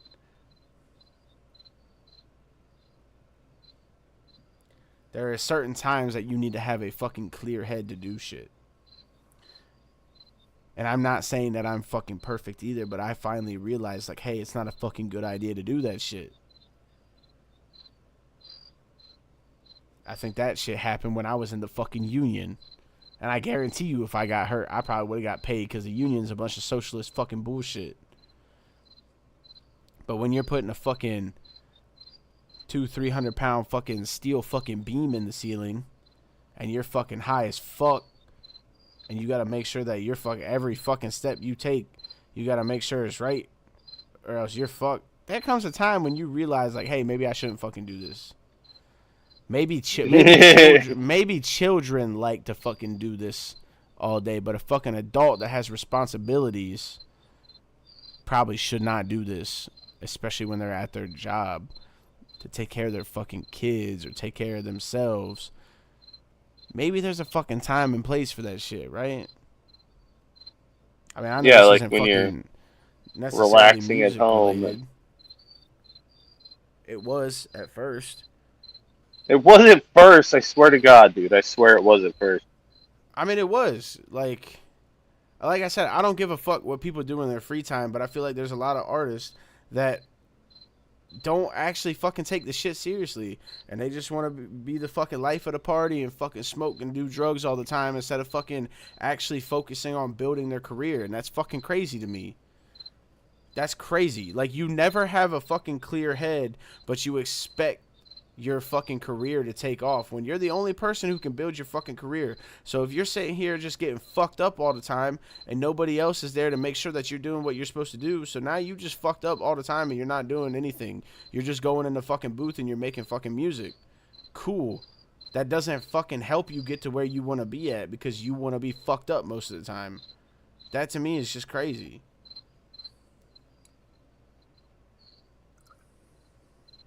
Yeah, it's really a mindset I can't get behind, especially especially like mainstream artists too. Like they the amount that have like died because of stuff like this. I mean, just mainstream crazy. artists are the fucking worst when it comes to that shit, right? Like, because the fact of the matter is people have been conditioned to like a certain type of music. So you got all these fucking people in here talking about like all the drugs and shit that they do, and you got the fucking youth seeing that shit, or you have people who are very impressionable seeing this shit, and guess what? Now they end up doing the fucking drugs that the fucking rappers and shit, or that the musicians were doing. Those fucking people, those fans end up dying from doing all these fucking drugs, and then the fucking artists themselves usually end up fucking dying from doing all them fucking drugs and shit. And it's like a fucking never-ending fucking cycle. And like, nobody wants to take the shit seriously. Everybody's got some shit that's fucking eating them up inside. But god damn it, when you got fucking kids and you got people looking up to you to do the right fucking thing, and you're doing the absolute wrong thing and making it look like it's a fucking it's the funnest shit in the world, and then one day, bam, done. Fucking paramedics come to your house, hit you with fucking Narcan, and you never come back. You don't wake up when they hit you with that shit, and you're done. Everything's gone. That shit, like, there's nothing fucking awesome about that. There's nothing cool about that shit.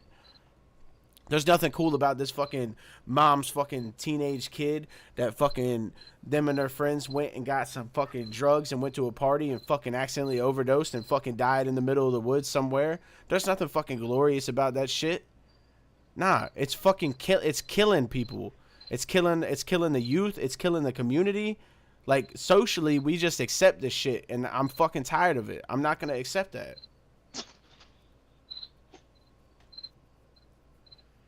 Mainstream music made it okay to be a fucking drug addict. That's fucking insane. And that yet, you have all these motherfuckers that will sit here and talk down on people who do drugs and shit, but behind closed doors, they do the same thing. They'd be like, oh, all these fucking homeless junkies. It's like, bitch, you're fucking... those homeless junkies doing all that a lot of heroin and coke, dude. Line of fucking perks off your fucking sink after you just called that person a homeless fucking junkie. That's crazy. Stupid junkie too. The only difference stupid homeless junkies. Hey, Fred, pass the good coke over here. Hey, look, you a air quote, functionable addict. Until one day you're not. Until the money runs out. That shit's crazy. I can't get behind that shit.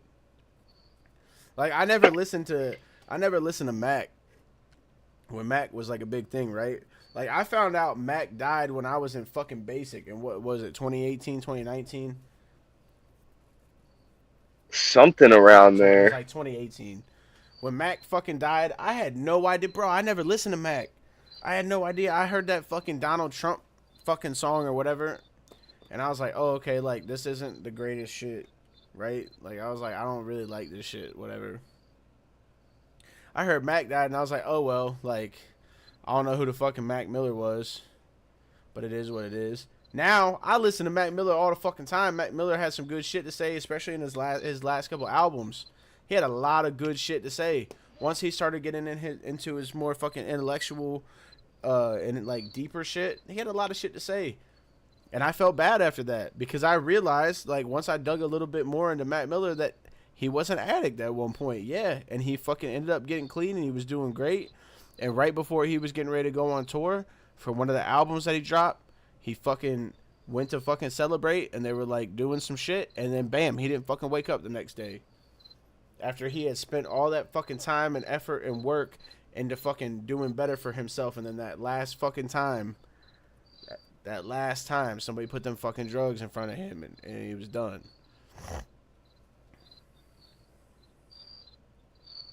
So, to me, I can't get behind. It's just, I can't get I behind that can't fucking either. mainstream shit. And it's like, yeah, I've talked about it in the fucking music and shit that I make, but I'm not glorifying it.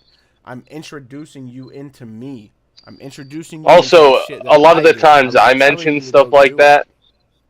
Yeah, if a lot of times when I mention stuff like that in my songs, a lot of the times it's either ironic or I'm just referencing a time where I've done those stupid things and I'm trying to say not to do them. It's not glorifying them. Yeah, I'm not I will tell you about the shit that I've done because I want to be real and I want to be transparent. I will not tell you to go do this shit. It is a bad road. Because if you haven't done drugs and you have somebody who's telling you that you should try them or like they want you to do them with them, let me tell you something. Being fucking dope sick when you go That's to a fucking stupid work, person. when you get dope sick and you fucking go to work the next day, especially if you work outside in the fucking heat, bro, you gonna fucking know that you sick. And you guys don't ever want to fucking feel like that. And you'll have no idea what I'm talking about unless you do that shit. So don't ever do that shit. You do not want to fucking know what it's like. It is not fun. This shit's not a fucking game. Especially with all the shit that they're fucking putting in stuff right now. Fuck that. Like, you got these rappers out here talking about the shit that they do, and they can afford the good drugs. That's the problem. Is they be talking about shit that's actually fucking pure. The shit that you get on the fucking street from the fucking dude over by the fucking Latino fucking market ain't giving you fucking some shit that's fucking clean cut. Like, that could be the first time you try it and the last time you fucking try it. So it's not a fucking game. It really isn't. I will sit there and I will tell people exactly what I've done because I want to be transparent with my music and I want people to understand who the fuck I am as a person and why I am the way that I am. But I will never tell you to go out and do that shit. I don't want to fucking see anybody go out and do that shit. I already said it's a bad route. It's like the fucking epitome of dumbest shit you could ever do. There was a point in time, if you ever go through my fucking discography, there was a point in time when Leaf had made a fucking song where he was talking to me about how proud he was of the shit that I was doing and all the shit like that, and the fucking only thing that I could respond to him with was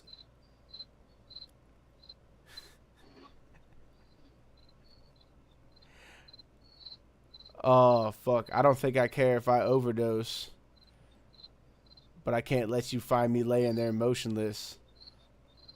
That's all I had to say to him.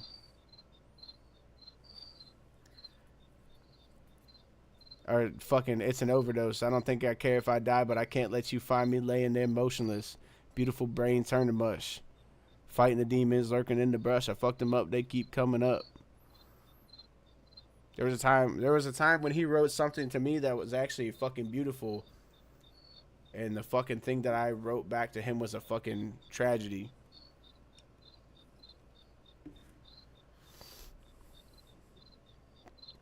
But sometimes that's what art is. Beauty and tragedy. I was getting ready to say that. It's crazy. Oh damn! The last 2 viewers that we had left, crazy. Later, guys. No, I'm just joking. Love you. Don't know who No, you is. fuck you Don't know who guys. you I'm just are. kidding. No, fuck you guys. Actually, you know what? No, yeah, he's right. Fuck you. Out here spilling my I guess fucking heart and soul out in this bitch. I know I'm not that interesting right now, but damn, bro. Damn.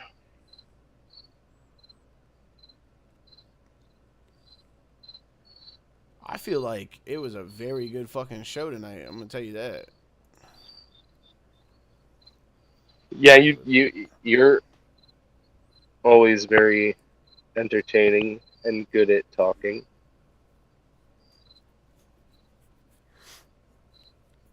We gotta find the people that like me, bro. So if you like this fucking podcast, you like these lives, if you like the shit that I'm saying, if you like the shit that I'm doing, help me the fuck out. Share this shit, please.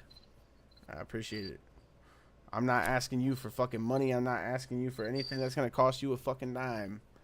All I'm asking you to do is hit the fucking like and share button. Give me some fucking comments in this bitch too. I love when you guys fucking talk. It gives me something to fucking go off of. It's not just me fucking going on my fucking tangents. I can actually answer questions about how you guys feel or what your thoughts are.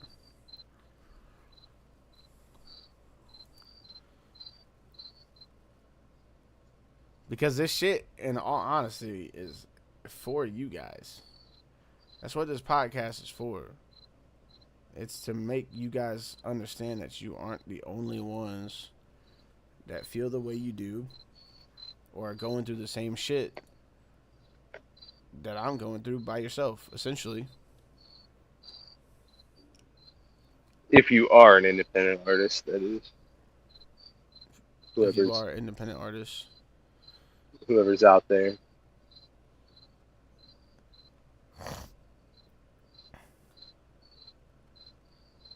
Yeah, I mean, I take my time out just to try and help. That's all I'm doing, really. Like, I'm just trying to help. Whether people want to fucking think that I'm spitting facts or not, want to think whatever the fuck they want to think, like, I'm just here to fucking try and do what I think's right for independence. I hate to see us struggle is the problem. I understand that a lot of these fucking streaming platforms and shit do not give a fuck about us. There's a lot of people who don't give a fuck about us. There's a lot of people who take advantage of the fact that we post their fucking music for people to fucking not really pay us for it. So if I can help change some mindsets and get people focused and locked in on really getting their shit out there, I will fucking do it, bro. And, like, you guys can go and look at my shit and fucking see, like, hey, I don't have that many streams. Hey, my fucking shorts aren't the best. I understand. I'm not a content creator, bro. I'm a fucking artist. I make music. It's all a fucking work in progress. I try to do the best that I fucking can. Most of the time, I'm more worried about the music side than I am worried about the fucking content side. The only thing that I actually care about content-wise is this fucking show in order to help other people. And I understand that there's not a big fucking niche for this, right? Like, I'm not talking to that many people when I do this show. I know that there's a lot of artists, but I also know that, you know, there's not a lot of artists compared to how many fucking people are in the world.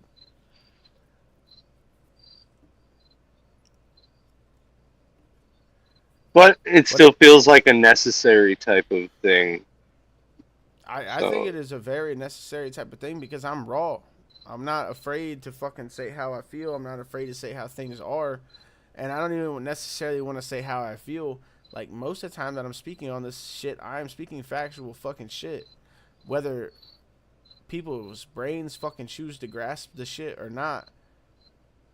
Like, if you go back and fucking listen to the shit that I was talking about having beef, bro, it's factual shit. You ain't got to worry about a goddamn thing. Especially as a fucking independent artist, bro. You got to worry about shit. The only thing that you have to worry about is yourself.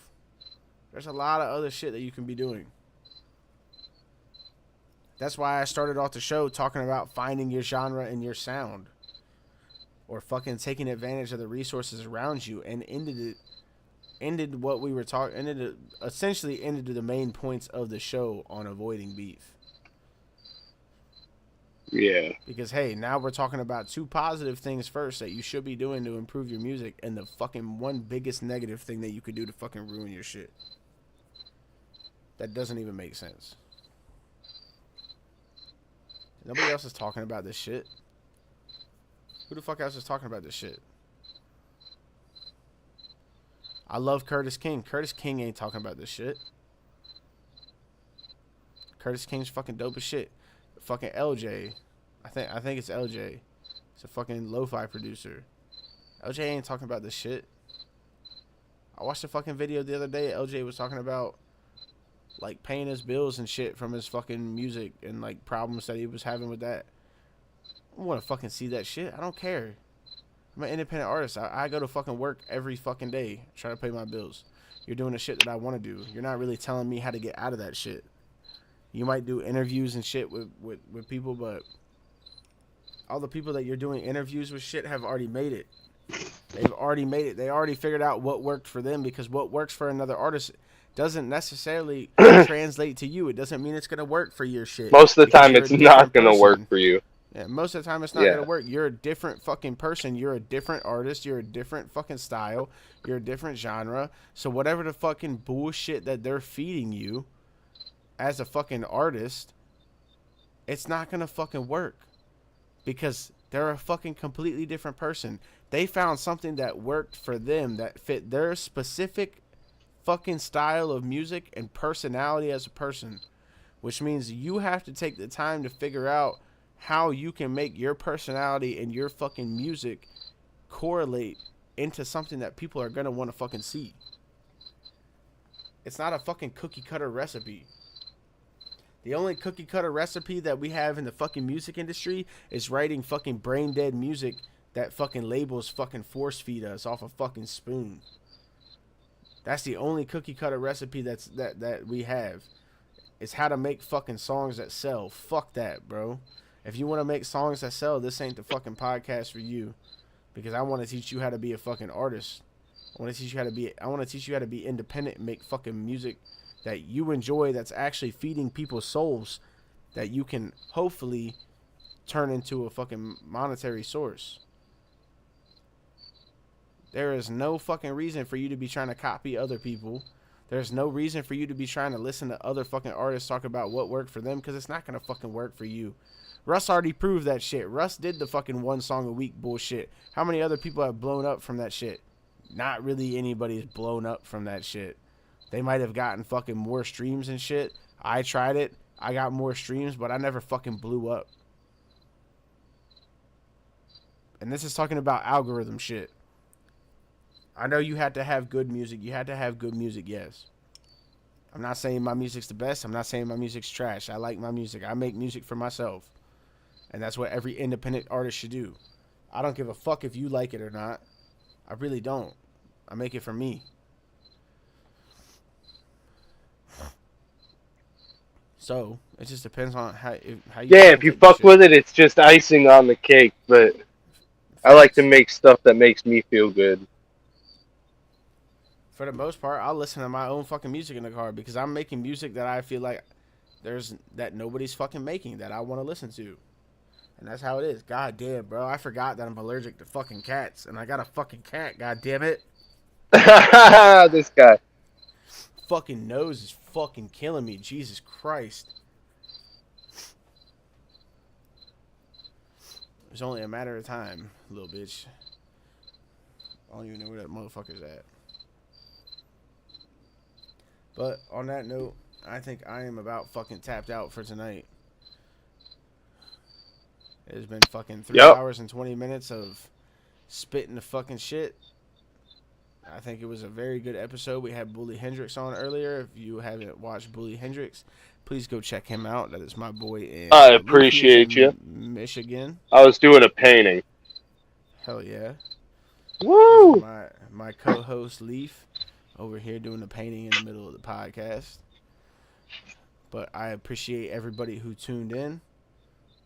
This was the Illminds Independent Podcast with your host. The Illminds Independent Talk Podcast with your host, SPtheGreat, and your co-host. He's not going to introduce himself, Bloodleaf.